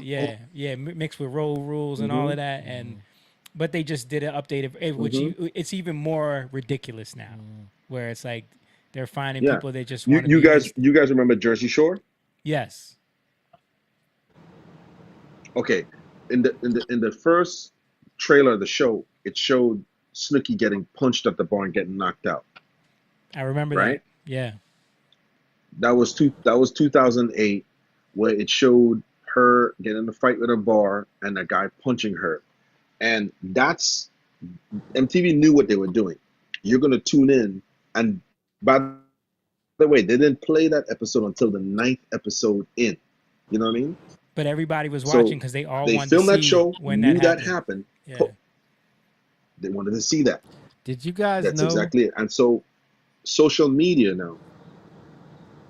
Did you guys know that they? No, I before was gonna they, say, they used social to not media show is the now that. fights? Yeah, I remember they would not show the fights on Yeah. TV. Yeah, but that changed. Then it changed. Yeah. But go ahead, James. Social Right. media now. And now we give people so social media now is based on that. It's based on how quick can I go viral? What can I say that's ridiculous? Charleston White said it best. He said, when I was a suit and tie wearing ninja, and I was talking about save the kids and reform, I got no traction. When I came out talking like you and cussing and calling women bees and speaking out, and he's like, I had to build a caricature to get your attention. You know what I'm saying? And he's not lying. He basically is, I mean, I don't agree necessarily. I'm just saying that he's not lying about the idea of building a caricature, because that's what people want. They don't want to see humble, nice, polite.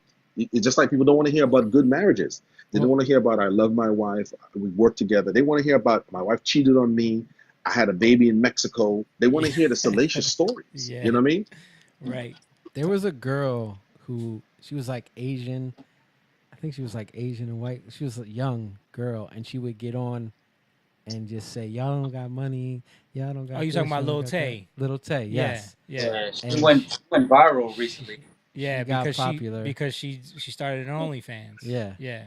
But that's how, like, her mom and her brother kind of got her to do. They crafted that. They crafted an image for her. And But what persona was she taking on? She was taking on a ghetto black chick persona. Yes. And That's- being and that's like, my point. I'm gonna do it to the max. Yes. And y'all ain't got money like me. Y'all broke. Y'all And brokies. Yeah. Who's the white girl that? Bad Baby. There you go. Catch Me Outside girl. Yeah, Same thing. same type And of both of thing. them followed the same format because what did Bad Baby do? She started an OnlyFans when she was about to turn 18 and had like $20 million the first day she. And this chick did the same thing with all of these losers lining up to see an 18-year-old girl. You know, and it's crazy. Like you start OnlyFans and there's all these people that are just pre-signing up to join. The child. Yeah. But what's it doing? It's perpetuating the same type of stuff. And I just want to add,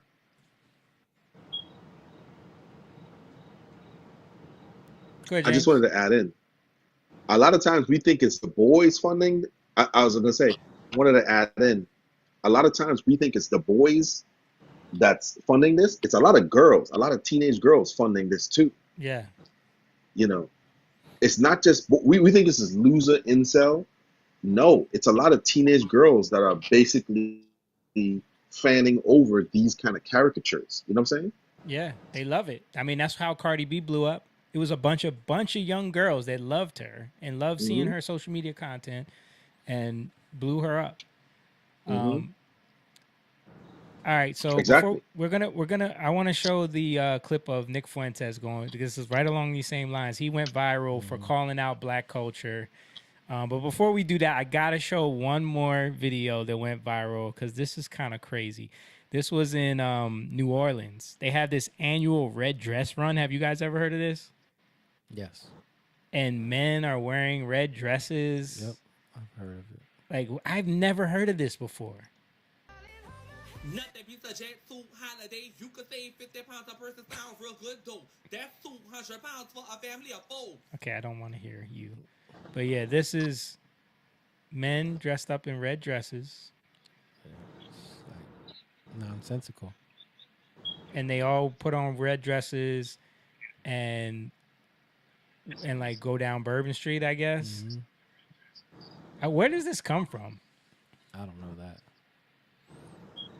Yeah, but it's a ton of men in red dresses. And it's not just black. That's it's white fraternity people. activities, brother. You think that's fraternity?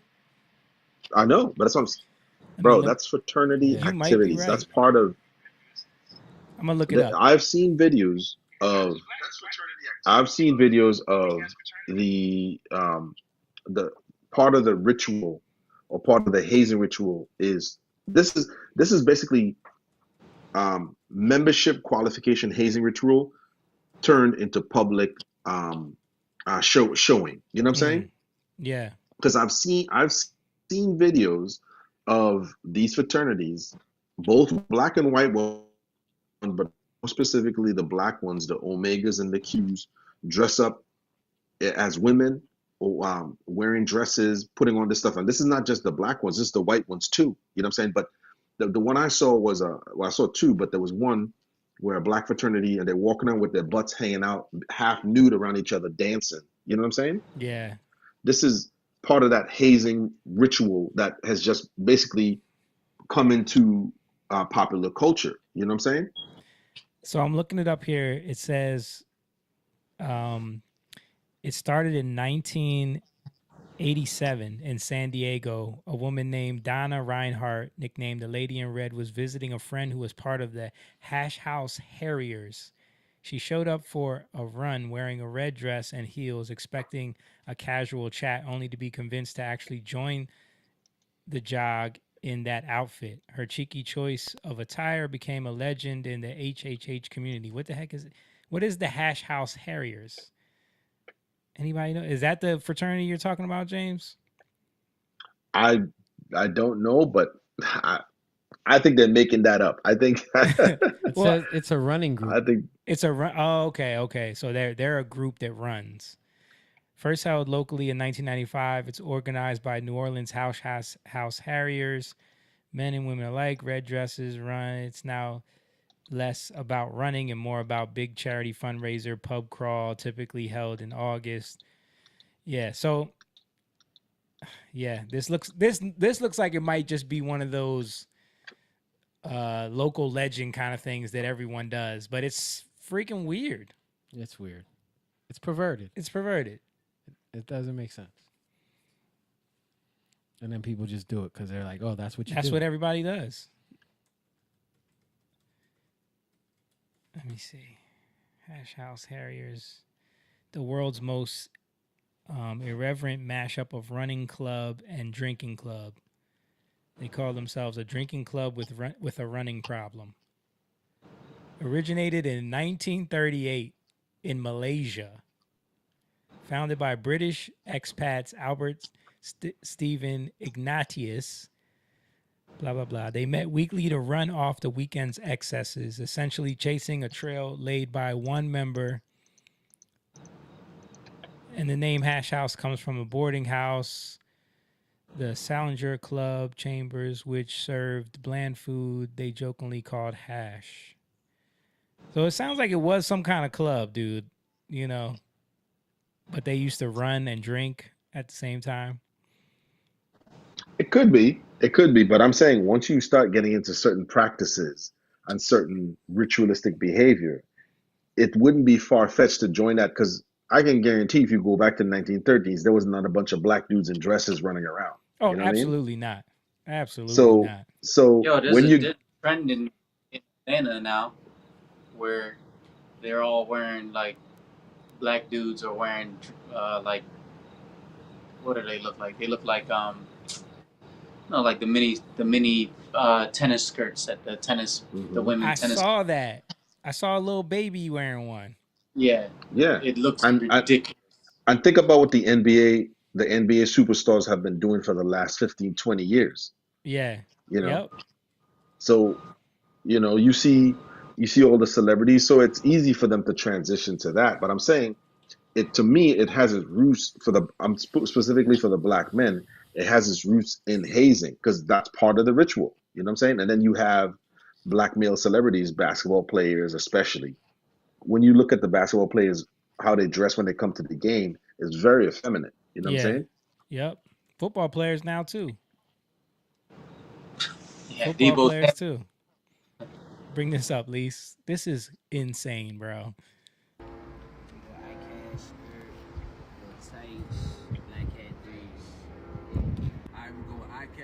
This is crazy. Yeah. What the heck? Yeah, this is sick. This is like a new trend. Wow. This is a new trend. Like, look, young men have started joining a confusing trend of wearing skirts in an attempt to change the social norms of fashion. Yeah. Yeah, that's weird. Okay. Yeah, I was seeing this too, Moan. It's kind of crazy.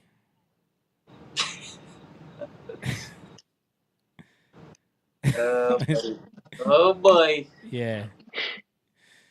All right, let's get into this Nick Fuentes video so we can react to this. It you know what that is, dude? What? It's just like you're bored and you're so you think you're doing something different. You want to Like, be you just so think much ahead of the trend and like you ain't on this. it's like it's You ain't up on this. You ain't up on Yeah, this. Mom said yeah. demonic activity. Shout out to Mom who's on there. It's the Kanye West line going out of control. Yep. All right. This is gonna be this is gonna make people mad. Let's play this a little bit. It's a shame. I really do believe. Look, I think black people are not irredeemable, but there just needs to be you brutal found the right honesty. one. It's like, look, these black people are really struggling, and they're turning into these maniacs. It seems like they don't do anything right. They're obnoxious. They're rude. They're inconsiderate, aggressive, cruel. And, look, nobody hates black people for being black. If there are people like that, I think that's exceedingly rare. And I don't consider myself one of them. The reason that people have negative attitudes about black people is because most people's interactions with black people are negative. Most people's interactions with black people is when you're stuck in traffic and you see a Nissan Altima speeding down the shoulder. And you say, what the fuck? You're not supposed to do that. If everybody did that, it would just be another lane, and, not everybody can do that. But it's like these people have no respect for decorum. They think the rules don't apply to them. They have no respect for society. Like, that's their interaction is they are a waiter, and they wait on a black table, and the black people don't tip, and they're fucking rude. Like, that's most people's interactions. It's stuff like that. They go to the DMV, and they see a black person behind the counter, and they say, oh, here we go, and the person's rude. Now, it just goes to show people are not racist. It goes to show people don't like people that are rude. People don't. It's unpleasant. People want to be treated with consideration and respect. And it is true that black people are, in this day and age, unfortunately, seem to have very low moral character. It's not even just the violence, although the violence is pretty striking. If you live your life and you know that you're going to be mugged by black people, it kind of colors your opinion or perception of black people, wouldn't you say? If 99% of the carjackings and stabbings and shootings that you see in Chicago are by black people, when you're walking down the street late at night, guess what you're looking for? Black people. And you equate that with danger. And it doesn't take a lot of them to spoil the whole bunch like that. And we just want black people to take accountability and say, look, I'm not a bad person. I'm not a bad person. It just seems that every time I encounter you people, for the most part, it's negative. And sometimes extremely negative, like I could get a gun in my face. That's a problem. And people go, well, you are just loaded up with hatred and racism. It's like, I'm really not. I'm a really friendly person. I'm a really polite, friendly person. I give everybody a chance. But if I'm someplace and I see some black person walking in with their pants sagging and they can't articulate what their problem is or what they need, and they're rude and they're aggressive and I'm in fear for my life, like, yeah, I have a problem with all of that. And people go, and these black people go, well, you're racist. You're racist. It's like, no, I just hate inconsiderate behavior. If black people were super well behaved, we would be racist in the other direction. We'd say, black people, oh, yes, dude, yes. My day is about to turn around for the better. What can I help you with, sir? Please, come right on in. Man, what a relief to see you here. You're a sight for sore eyes. If black people were known for being the best, then we would be racist in the other direction. Oh, finally. So, yeah, that really bothers me. Yeah, so that's his rant on that. You know what's funny? You know what's funny about this? He said all of that about, when he's walking down the street and he sees the black person, and those are the ones that are... Who was the one that showed up to his house trying to kill him? You guys remember this? When the person showed up at his house and tried to break into his house and tried to kill him? It's a white and person. It was a white woman. Right. It was a white woman. Like... Listen, I mean... doesn't he live in Chicago? Isn't he from there? He's from that area, yeah. Okay. Yeah. So, I mean, I can understand, like, I wouldn't say he was wrong. I would say he's right in, like, what he's, like, a lot of people. The things that he's calling out are things that can be pointed to and say, like, yeah, these are issues. Yeah. but just because you might have a point doesn't mean that's the end of the discussion. This is the truth. Yeah. Like that's just it. No, Right. that's not, dude. Okay, but how did it happen? Yeah. How did we get here? And are you going to be a part of the problem or the solution? What do you like? So what do you believe in? Yeah. Because if you're just going to say that, then okay, now what? And of course, like black people are gonna be offended by that because it's a white person pointing out these things that are negative. So you can easily just dismiss it and say, "Oh no, that's racism." But I've been seeing so many black people take this and be like, "Yeah." I saw Anton Daniels do a reaction test, and he was like, Anton Daniels was like, "He's right." But like you said, you can't just look at it and say, this is why black people are irredeemable, or this is why, like. Well, he says it at the beginning. He said they're not. I don't believe they're irredeemable. Yeah, true. Right? He does say that at the beginning. But Isn't that what he's he said? also talking. He's talking about the symptom. Because see, the thing is, especially when people like him talk like that, they forget to mention that there was a time when black people dressed nice, and there was a time when black people spoke proper, and there was a time when black people did try to assimilate, and they were rejected. You see what I'm saying? Yeah. And so their kids and their children took a different route. They said, no, we're going to take it by force because we're tired of trying to fit in. Not saying that we should always rehash the past, but those are the facts too. It's just like right now, there's a problem in, you guys heard of the country Burkina Faso? Yeah. Right. This man he's 35 years old. He's trying to change what colonialism did to Africa. I don't hear anybody like him speaking out on this guy saying, hey, we don't want the French in here. We don't want any of these people stealing our natural resources because we're trying to rebuild this country with a new government. And you see what I'm saying? So there are places where they're trying, but what are they getting? They're getting demonized for it. So there was a time when black people, like you guys said, your grandfather was a pastor and left the South because of what? You see what I'm saying? Yeah. And so his father had a successful business in the South that caused problems, and people didn't like that, and so ran his whole family and they tried to destroy him. They tried to destroy him.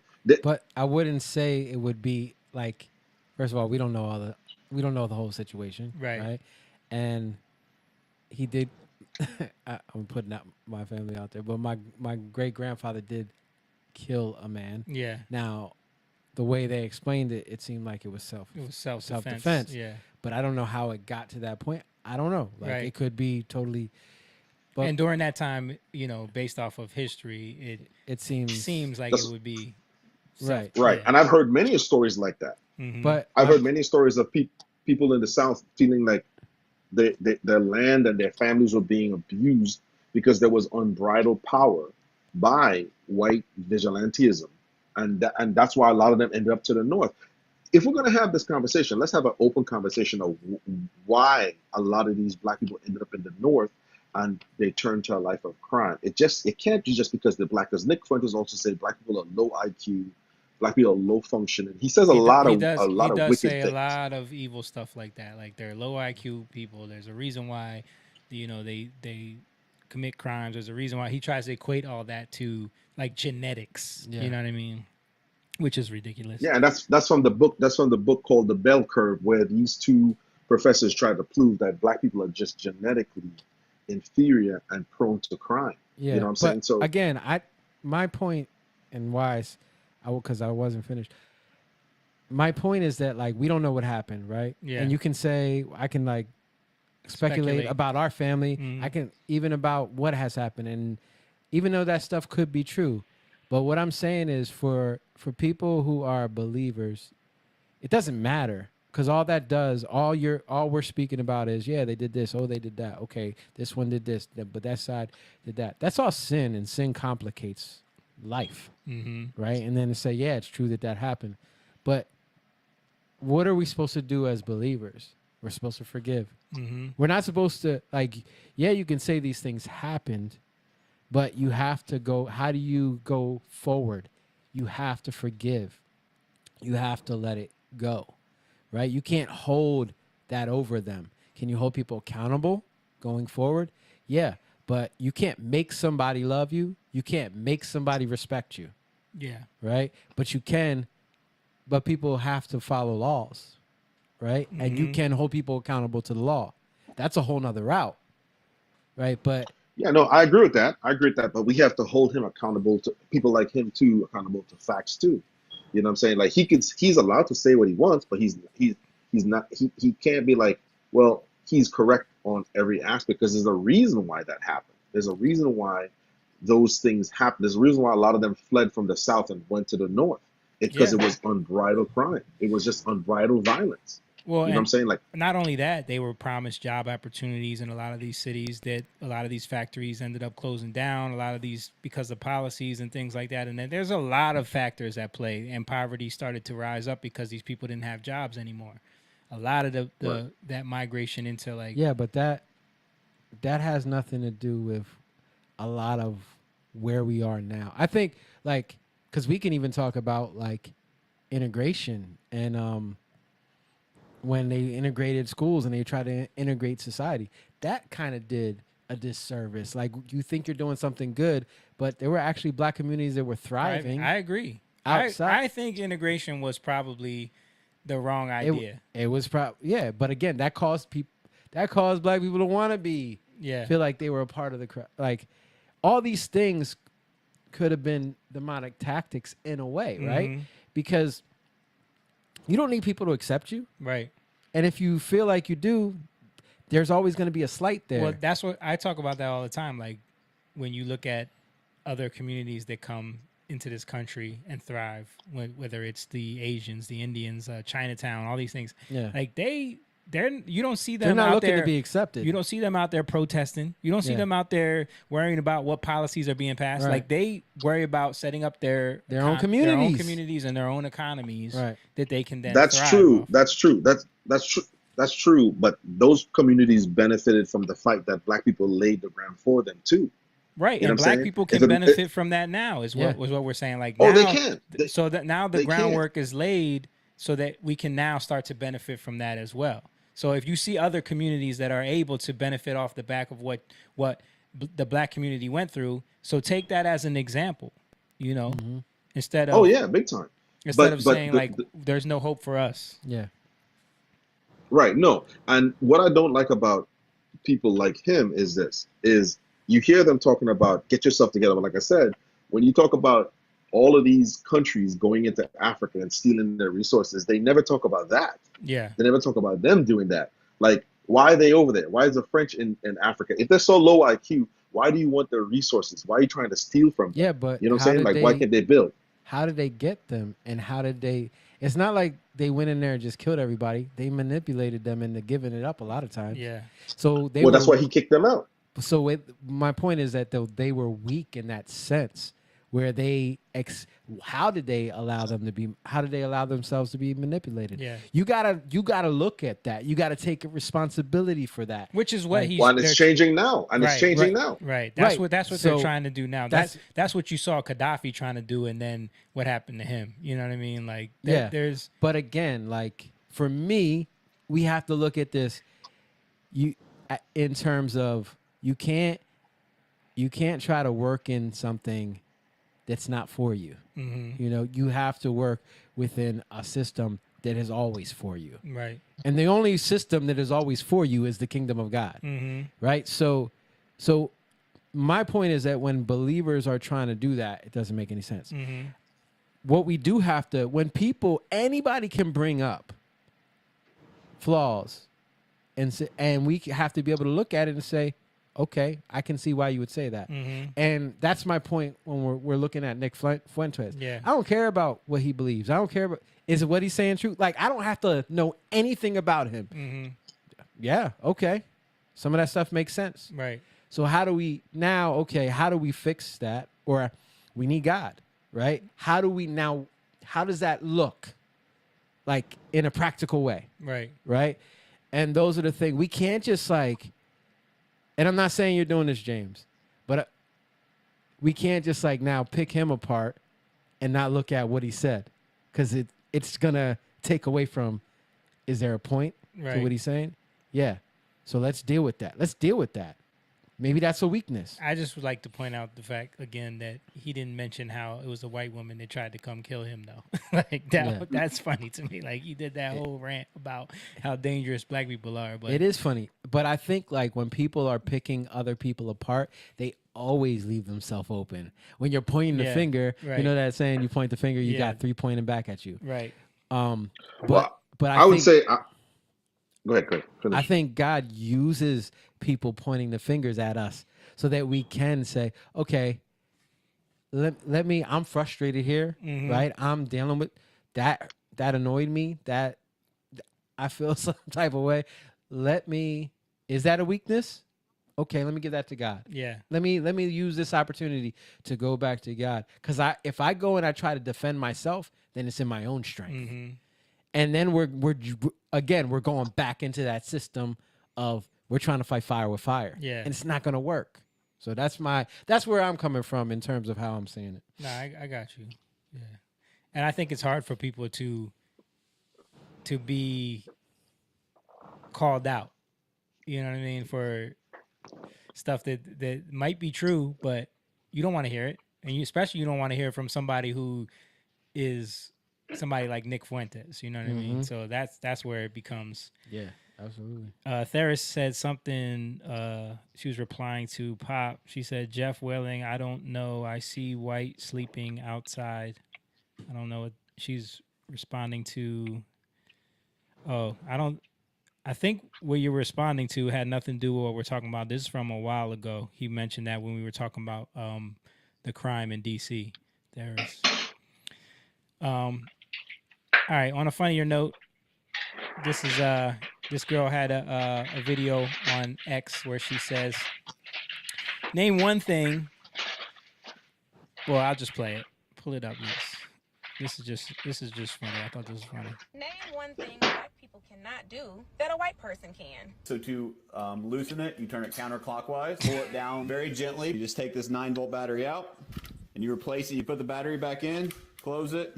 You put your harness back on. You turn it clockwise. Did we show this until it before? locks in Like, place. not We didn't this. show that one, but we showed. Yeah, like people just be chilling with the beep. Yeah, and I don't know if it's one of y'all, but I do hear somebody's smoke detector going off this entire episode. It's mine. It's yours. So it's the black Asian.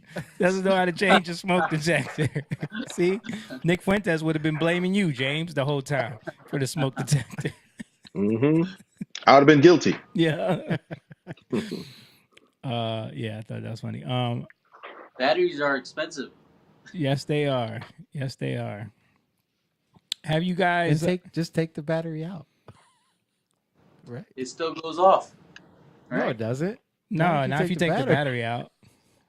Yeah. Mine does. Oh, is it Oh, you got it. wired in? You got the other kind. You Yeah. got the wired in one then. Yeah, yours is wired 'Cause in. you take the battery out, it won't go off. Yeah. But wait. Yeah, because there's a wire. Isn't it? How I have.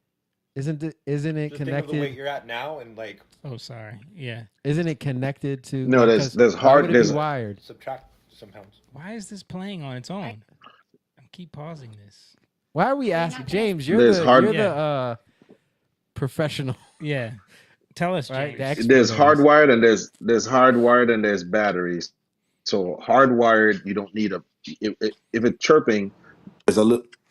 Hold on. That means that there's a little regulator that in there that you have to replace the whole unit. Battery, you could just take out the battery and swap. Okay. Okay. Yeah. Thank you for that. All right, we're gonna move on to Jake sent me a thing. We'll play a couple of things and then we'll wrap it up. Okay. You sent me this thing about this trend on TikTok giving my husband Oh yeah. more food than me. Yeah. More food than Yes, let's play this real quick. Say anything about the amount of food that you have on your plate versus how I have like no food on my plate? No, I assume that was intentional. Why would that be intentional?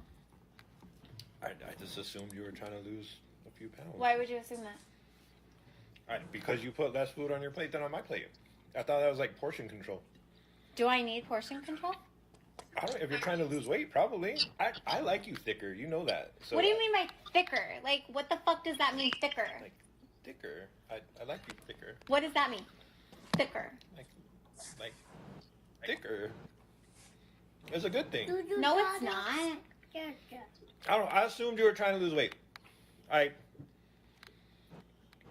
not saying you need to lose weight. I'm not Yes, saying you are saying that. I'm not saying it would hurt if you lost some weight, but What does that mean? It wouldn't hurt if I lost I mean, weight. it wouldn't hurt, especially if that's what you want to do. But I'm not telling you to lose weight. So you're not telling me, but you're saying that it wouldn't hurt if I lost weight. No. What does that comment mean? Like, what the fuck does that comment mean? I mean, I mean, you could tighten a little. Just think of the weight you're at now and like be at that weight, but subtract some pounds. Are you fucking kidding me? I'm playing. Are you fucking kidding me right now? I'm just trying to eat my food. Do you want more of this? No, food? you know what? No. So there was a girl on here, and she gave her husband like a bigger portion, and then it didn't matter what weight she was at. He switched food, or he like gave her food, and he fixed it because that's what a husband does. Was she thicker too? Okay, that's the end of that video. First of all, I'm with Moan on these. I feel like that was staged. You think so? I feel like that It was was definitely staged. staged. Yeah, Definitely. like first of all, how does he not see the phone sitting right there filming him? I mean, maybe he did. Maybe he knows he's being filmed. Yeah, so then it'd be. I feel like it was staged. Like his reaction, like as far as he took it with the you could lose, a few pounds, like you could tighten, Well, all of that. But this is a trend that's been going. Yeah, I've on, seen the trend. right? I've seen the trend. But to me, these trends are so annoying because women love this stuff because they want to Yes. test their husbands to see what would do. They do. There's trends with their kids. Yeah. That they test their kids. Well, that's my point in this is why do women always get caught up in these stupid trends? Yeah. They're dumb. It like you're setting all this up. I want to do it too. I want to be included. I don't like it's always it doesn't even make sense. And then yeah, like I want to be included. Oh, this seems fun. Yeah. Till it backfires in your face. You're but right. It just doesn't make sense. It's weird. Yeah, I don't understand what the obsession with the trends is with women. And they're really dumb trends. Yeah. And it's always like testing your kids or testing your husband. It's always testing your pet. But the thing is, they're bad tests. Yeah. They're really bad tests. Because who's the judge of the test? You are. Yeah. So what was this? I was a little delayed because the video don't really match. I can't see the video on the rendezvous once iPad. Oh, you guys haven't been able to see the videos the whole time? Some of it I have, not all. Oh man, Yeah, that's I can see it with a separate device on the iPad, but it's like mad delayed. So I'm trying to figure out. But the test was there was food. So they have the woman gives their husband a plate and then gives themselves a plate. They put way more food on their husband's plate just to see what he'll do, basically. And they put a little bit of food on their plate to see if he'll like offer them some food or if he's just going to eat it all. Dumb. It's so dumb. Yeah, it's so dumb. You want to serve yourself food, serve yourself the amount of food that you want. Right. I would assume if Jess did that to me, I'd be like, oh, okay, thanks, babe. You would assume like he assumed, I right? eat more Oh, than you. she must be watching what she's eating, right? Like I eat more than you. She's gonna get as much food as she wants. Right. And if she eats all her food and she wants some of mine, she just picks off of my food. It happens all the time. Yeah, I think I would have It's been definitely like, staged. if my wife It's staged. Yeah. But the trend wasn't staged. You know what I mean? Like No, it's a real trend. It's yeah. a real trend. So Yeah. if my It's a real wife trend, did but that- everybody's trying to get in on it. Yeah, and It's that's like, where it's so stupid. It's like planking, the ice bucket challenge, all that nonsense. Yeah. All of that. Yeah. But People just try to get views, try to get attention. they've been going way too far with it now. Like there's some trends where it's like doing weird stuff to your kids. I'm trying to find them, but like it's like stuff Weird that's like what? borderline abusive. Like I know what you're weird. talking about. Yeah. Hmm. Yeah, I I can't saw think of one it where off the time. it was they're breaking an egg and they take the egg and crack it on the kid's head. Dude, that's You literally what know. just came up as you said it. I'm because I'm looking for like Hmm. TikTok trends with kids to see, and it's Yeah. literally as you said it, it came up. Them cracking the Hmm. eggs on their kid's head. Yeah, like what is that?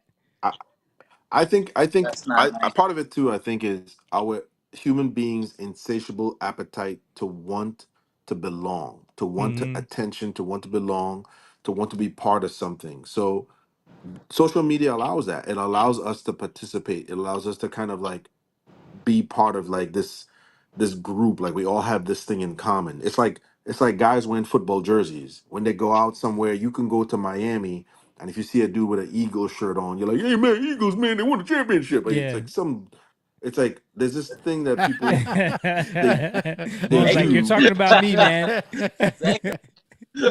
No, I'm just saying it's like that I'm saying this that's what sports did for men. Sports was basically we have this common ground. We're from the same city. We like the same team, and social media is that for women. There's no man.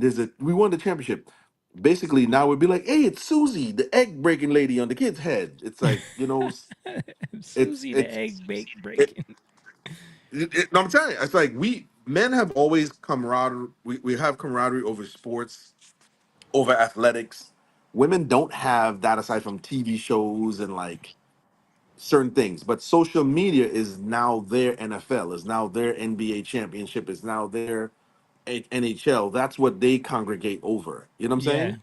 Yeah. Because if you ever WNBA. look at it, huh? They said they got the WNBA. Well, they ain't watching that. But I'm saying They are that's now. what that's what that's what social media has become for women. That's their version of the sports. This is their version of we have this common ground that we like the same thing. You know what I'm saying? Yeah. And I think that's what it is. I think it's more along the lines of let's It's a all little join in and different. participate in this. It's a little different because they You participate out of fear. Like, because a lot of the women, because it's not all women. My wife don't have nothing to do with this. I know who any of our wives. Yeah. Do any of them really have anything to do with this? You get what I'm saying? Not Like, so No. it wouldn't be. I think there's a certain kind of woman Yeah. that Yeah, it's does it, certainly not all. Certainly and not all. and I think it's more connected to fear Mm. and insecurity. Fear of Right. missing out. Yeah, and then trying to tell yourself that you're a part of something or you're doing something. Yeah. You know, like because all these people, they're doing these stupid trends because they want to feel like they're doing something. Mm-hmm. And they want attention.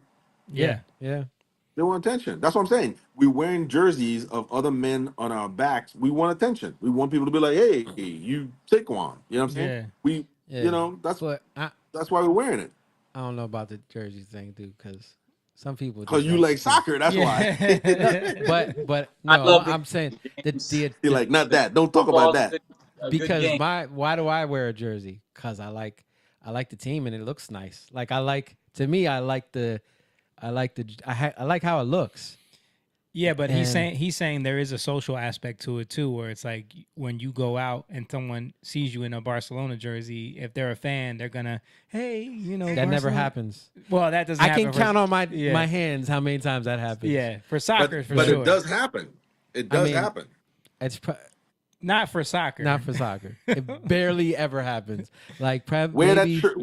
Wear that shirt overseas and see how when y'all go to England again. Wear that Oh shirt. yeah, that's different. definitely that's But different different. society. Right. That's different. But I'm saying But, like but what I'm saying is we all do things for sense of camaraderie.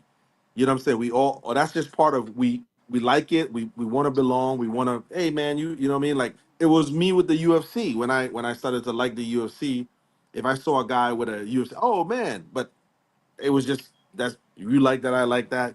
The social media thing is the views. People want the views because it's different than when you're walking around. You're one and done. But the views now, like I feel like it's rehearsed. It's like Like he does, like Jamie said, he doesn't see the phone there right in his face. Oh, you could lose a little weight. You're kind of get a Right. little fat and stupid over there. Right. You know. Yeah, I hate all those videos where like people go up, like a guy goes up in the street and approaches a girl to holler at her, and like it goes extremely wrong or something. Like all that stuff is like she don't see you holding the phone while you talk to her. Like all that stuff is so Right. staged to me, and no one calls Right. that out. There, Yeah. people are in the comments like, I can't believe it. It was like, Yeah. bro, it was staged. Right. Right. It's so He's annoying. standing next to our Corvette. Yeah. Oh, I guess I'll go back to my Lamborghini after I get dissed. Yeah, that's a whole nother one. Yeah. But yeah, it's That's the male version of that. Yeah. You had these other videos about this marriage we could situation. just do. We can do one. Do one. All right, let's play this one right here. I'm gonna have to reload it because it's Instagram. It's back when she explained how she was not in love with her husband and how she wanted a divorce. This got over, like, I believe 4 million views, and since then she's reconciled by posting videos of her husband, how much she loves him, and how much they're going to work things out. I am here to tell you the unfortunate truth that this marriage is over. I've seen this video, and I'm going to break down exactly what she says that indicate the key factors that will tell you or anybody I don't who's agree married with that everything your he's marriage saying. is over. But earlier this year, I told my husband I wanted a divorce. I walked myself through the logistics of where would I live, how would we split the time with the kids, who gets the dog, where all of those things, okay? Sign number one, she's already made up her mind. She told her husband, I want a divorce. Not that I'm thinking about one. I want a divorce. And plus, she had already spent a lot of time, possibly months, on planning. Yeah, once you verbalize that to your spouse, like, I want a divorce. I've seen this video, by the way. Okay. I just realized it. Yeah, but I didn't see his breakdown. I saw the original video. Once you verbalize that to your spouse, like, you've already made up. you made up your mind. Yeah. And I don't know if there's any coming back from that. Like, that's hard. You've There already is. went through the process. Of, There is a coming back, but it's very hard for especially even for the person you're with now to overcome the insecurity of you telling them, I don't want to be married to you no more. Mm-hmm. So the logistics, who gets what, how long are the kids going to be with you, who gets a dog. She's already made up her mind that she's willing to do this. She's prepared herself mentally that she's going to do this and commit to this. So when it happens, she is ready for it. That is sign number one. I feel like I have been searching for something in my relationship that we don't have for the whole time we've been married, which has been 10 years. There is not a single thing about my husband in and of himself that I do not love. Let me be very clear about that. He is the most self-disciplined, loyal, hardworking, good person that you could meet on this planet. Our relationship and what my expectations are for my marriage and what they always happen are not met. Sign number two, expectations. A lot of people that I counsel who are at the end of their marriage about to get divorced always say, I went in with expectations. I went in thinking that I can change him or her and they can become the person that I had envisioned. They went into the marriage thinking they could change the person, not looking at who they were actually marrying. And you heard her herself. She said she's been married 10 years to this guy. She loves everything about him, but she's not in love with him because there was a version of him that she wanted and didn't get. She also said that since the beginning of the relationship, she's been looking for something in the relationship that's not there, which indicates unfulfillment. She's never truly been in love with her husband because something has not been present. Her own words, not mine. The reason that pushed me to even bring up divorce and talk about it was the fact that I feel like I can't be myself with my husband. And it's really confusing because I'm 32 years old. I am a mom of 3. And I still don't know who I am. So for me to be like, oh, I can't be myself or you don't love me for who I am isn't really fair because I don't know who I am.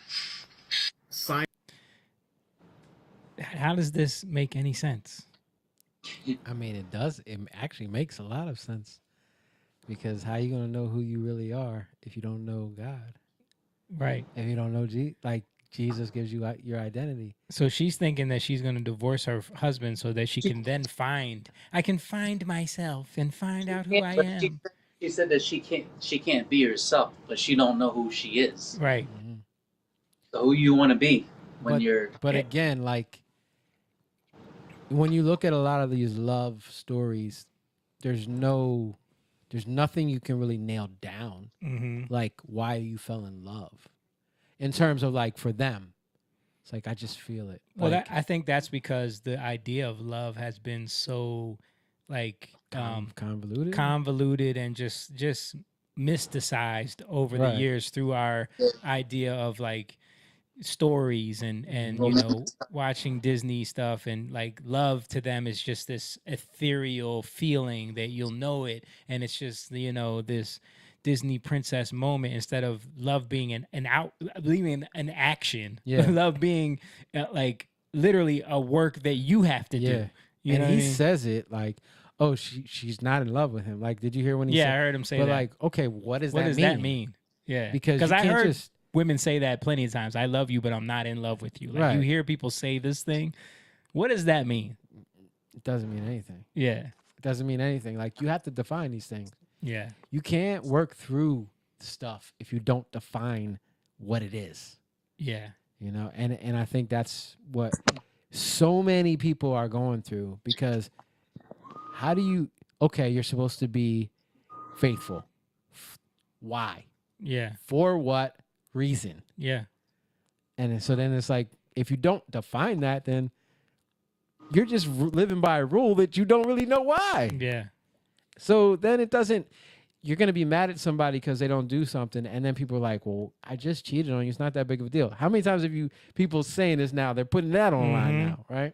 Because nothing makes any more sense because nobody's defining anything. Yeah. And like you said, what defines something is action, right?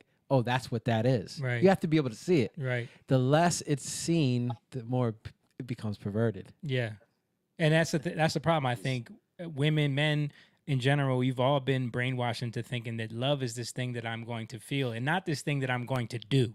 You know what I mean? Like it's always about what I'm going to feel and never about like, no, I need to love you. Yeah. You know what I mean? I always say you don't fall in love, you grow in love. Mm-hmm. Can't fall into love. If you fall into love, go ahead, James. I was just saying this to my wife. We were talking about romance and love, and I said, for me, my observation specifically is two things with women is if you ever really stop and pay attention to the movies that women like, pretty much all of the movies are based on some form of cheating or affair. The Notebook. All the love stories, Notebook, Pretty Woman, Yeah. all these movies that they love, it's something to do with a hot, heavy romance, but it involves cheating. Yeah. You go and look at the Titanic. Titanic. She cheated on her husband. Yeah. With a poor dude who dances. You know what I'm saying? He's got the swagger, baby. She fell in love. Right. Right. And I said, the idea of romance is based on a feeling, but it's based on these visual cues like opening doors and flowers and showing off. And it's like, is it good that a man is romantic in the beginning with you? Like he opens your doors, he buys you flowers, and he shows up at your job and he does all these things to get attention, and all the girls are jealous of you? Or is it better that your husband grows to love you and care for you deeper down the line, so your marriage and your relationship is growing stronger? Yeah. Because this idea is totally based on movies. Just and the same thing for men. For men, it's visual cues. We grew up watching the Victoria's Secret catalog, or we wanted Tyra Banks, or we wanted Rap videos. beautiful women. Yeah. Rap videos. Yeah. We're not looking at the tangibles, because listen, if we had Instagram, we'd be trying to reach Vita Guerrera and all the other big booty Latinas and black girls on Smooth Magazine and Double XL. You know what I'm saying? Melissa Ford. We'd be trying to do the same thing. Who's starting an OnlyFans, I heard, by the way. Of course. Yeah. So all these things, we're indoctrinated to believe that this is value. And so Yeah. for women, if they don't, you didn't send flowers at the job and all the girls weren't jealous, and I wasn't the belle of the ball, so you couldn't love me because Yeah. Sandra got flowers. Her husband was out there singing, you know. Yeah. And for the men, you're not twerking and you're not overly sexual the way I want you to be, or Right. whatever it is. And we're trapped with this idea of what love and romance should be, how heavy, and how we should be showing off. We should be on Facebook Live, Yeah. and you know what I'm saying? It's like, and we were talking about that, and I was like, the problem with that is we're being indoctrinated. We're doing it to ourselves because we have slowly accepted that that's romance, Hmm. that's love. You know what I'm saying? Yeah, and I think when you heard her say, like Moan pointed out, she said, "I feel like I can't be myself," even though she doesn't know who she wants to be. What she's Mm-hmm. actually saying is, you don't let me do whatever I want to do. Like Mm-hmm. women who say that I can't be myself with you, those are women that don't want to be led.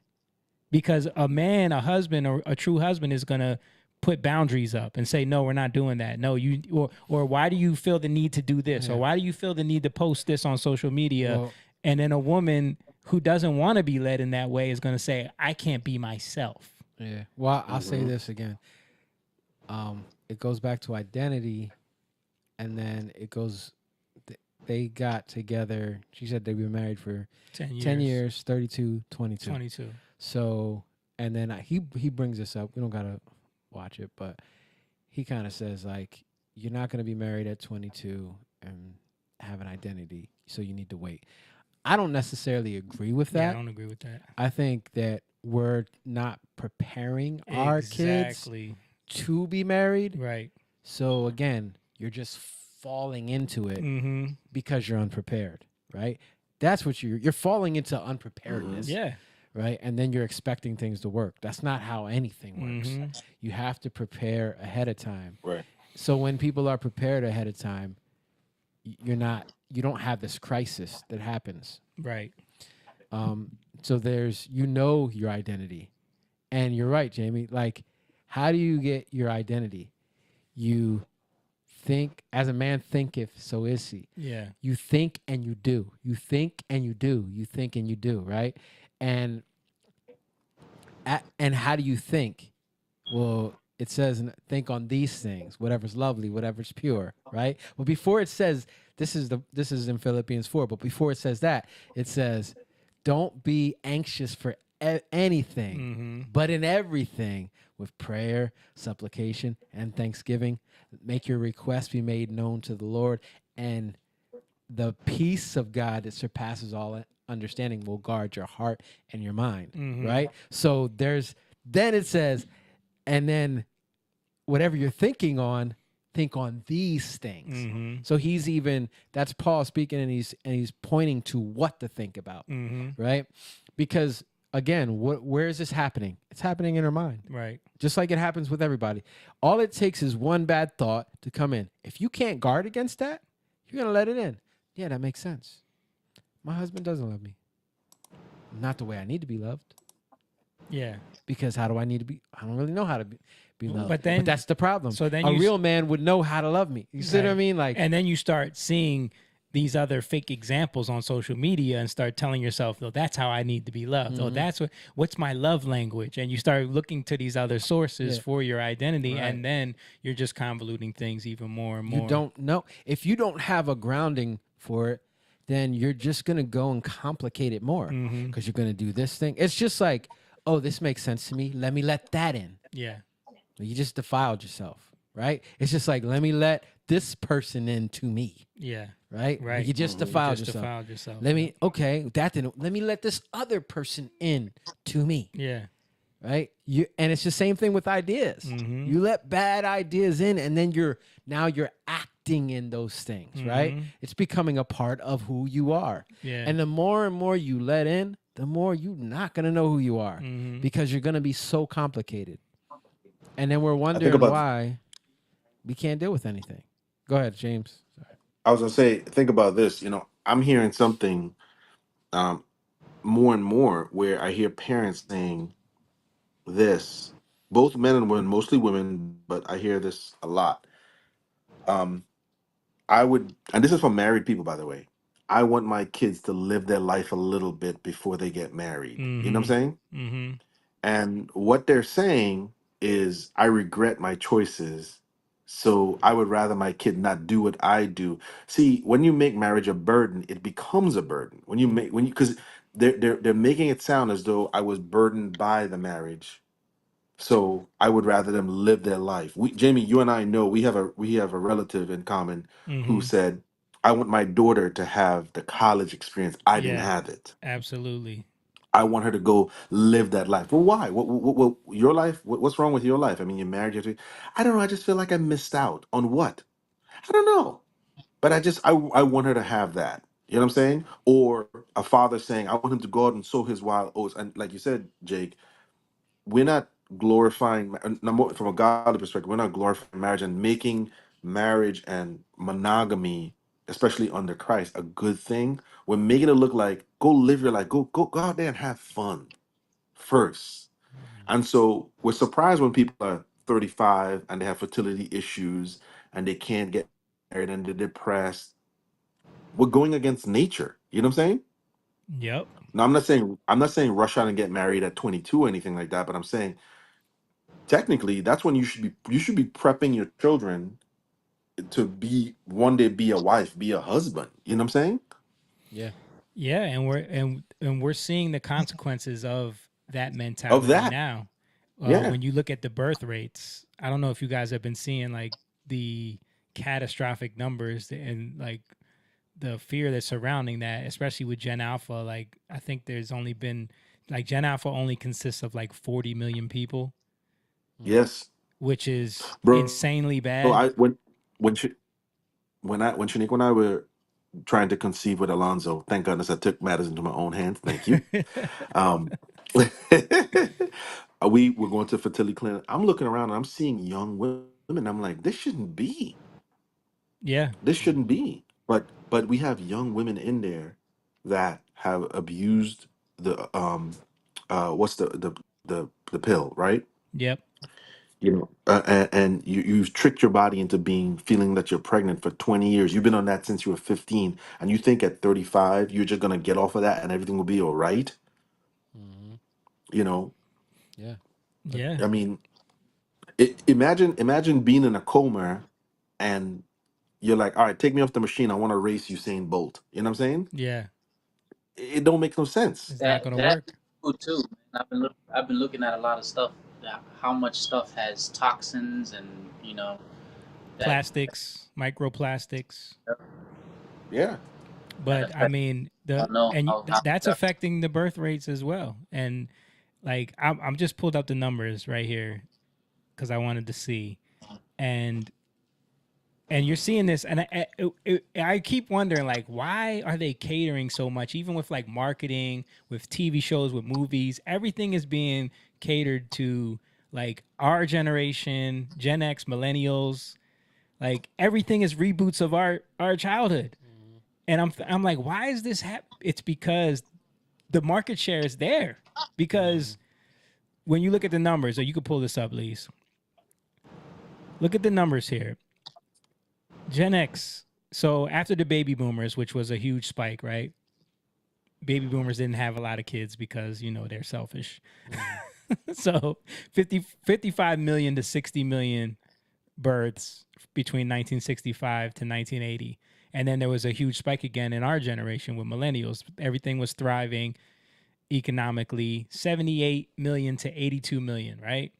But then our generation, millennials, were busy, well, like James said, living their lives in their 20s before they get married, going to college, starting their careers. Women weren't having kids. So when you look at Gen Z, only the numbers drop drastically to 68 million. But then look at Gen Alpha. Barely, almost the same as the silent generation. 100 years before it. The numbers, 48 million to 50 million. So when you think about it, like, who are they going to market to? These companies. Who's gonna work? Who's gonna be the workers? I wonder how many abortions have happened. Like Bro. if you add that in. If you add that in, how many? Let's ask the AI. Like, yeah, if you add that into those generations. Let's add that in. Let's say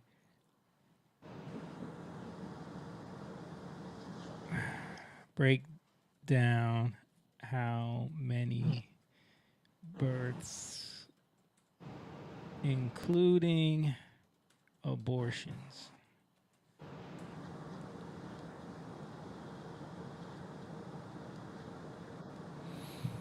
They always give you this long drawn out. According to this, in order to break this down, we need to do this and da ba ba ba ba.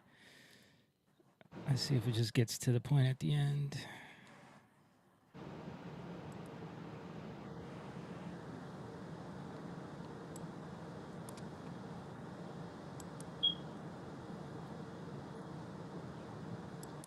So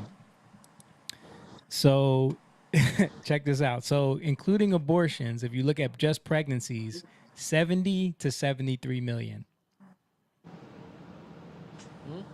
for Gen Alpha, as opposed to the 49.4 million births. If you look Wow. at pregnancies, 70 to 73 million. So how much would it be for each? Like, So silent generation, what are you talking about? How much would it be for each generation? Baby boomers would be, instead of 76 to 80 million, it would be 108 to 118 million.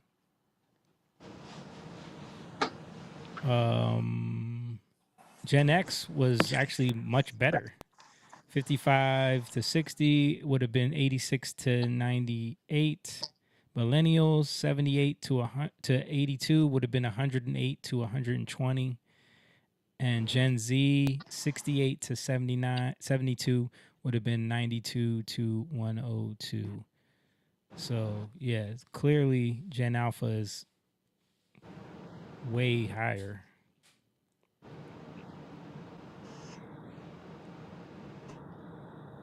yeah, that's crazy. Yeah.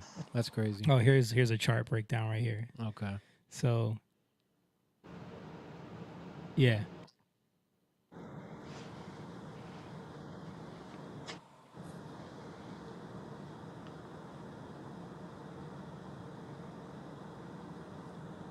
I can't see it, so you're gonna have to say it. So they're including fetal losses in there as well. So if you don't count those, there's been about 11 million abortions in Gen Alpha.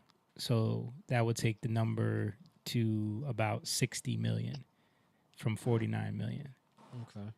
So it's still a lot less. Yeah, a lot less. But Gen X was, man, Gen X was having a lot of abortions. 20 million to 24 million. And then millennials, 16 to 20. It's pretty crazy. But yeah, like what we're talking about, when you look at the effect that mentality is having on even us having a younger generation that can replace us, that can enter into the workforce, that can, like, why are all these companies struggling to find workers? Why are they struggling to exist? Why are they shutting down? Like I said, why are they catering to our generation with all the marketing and promote? It's because there's no one in that generation to market to, especially when you look at the age range of people that are at buying power.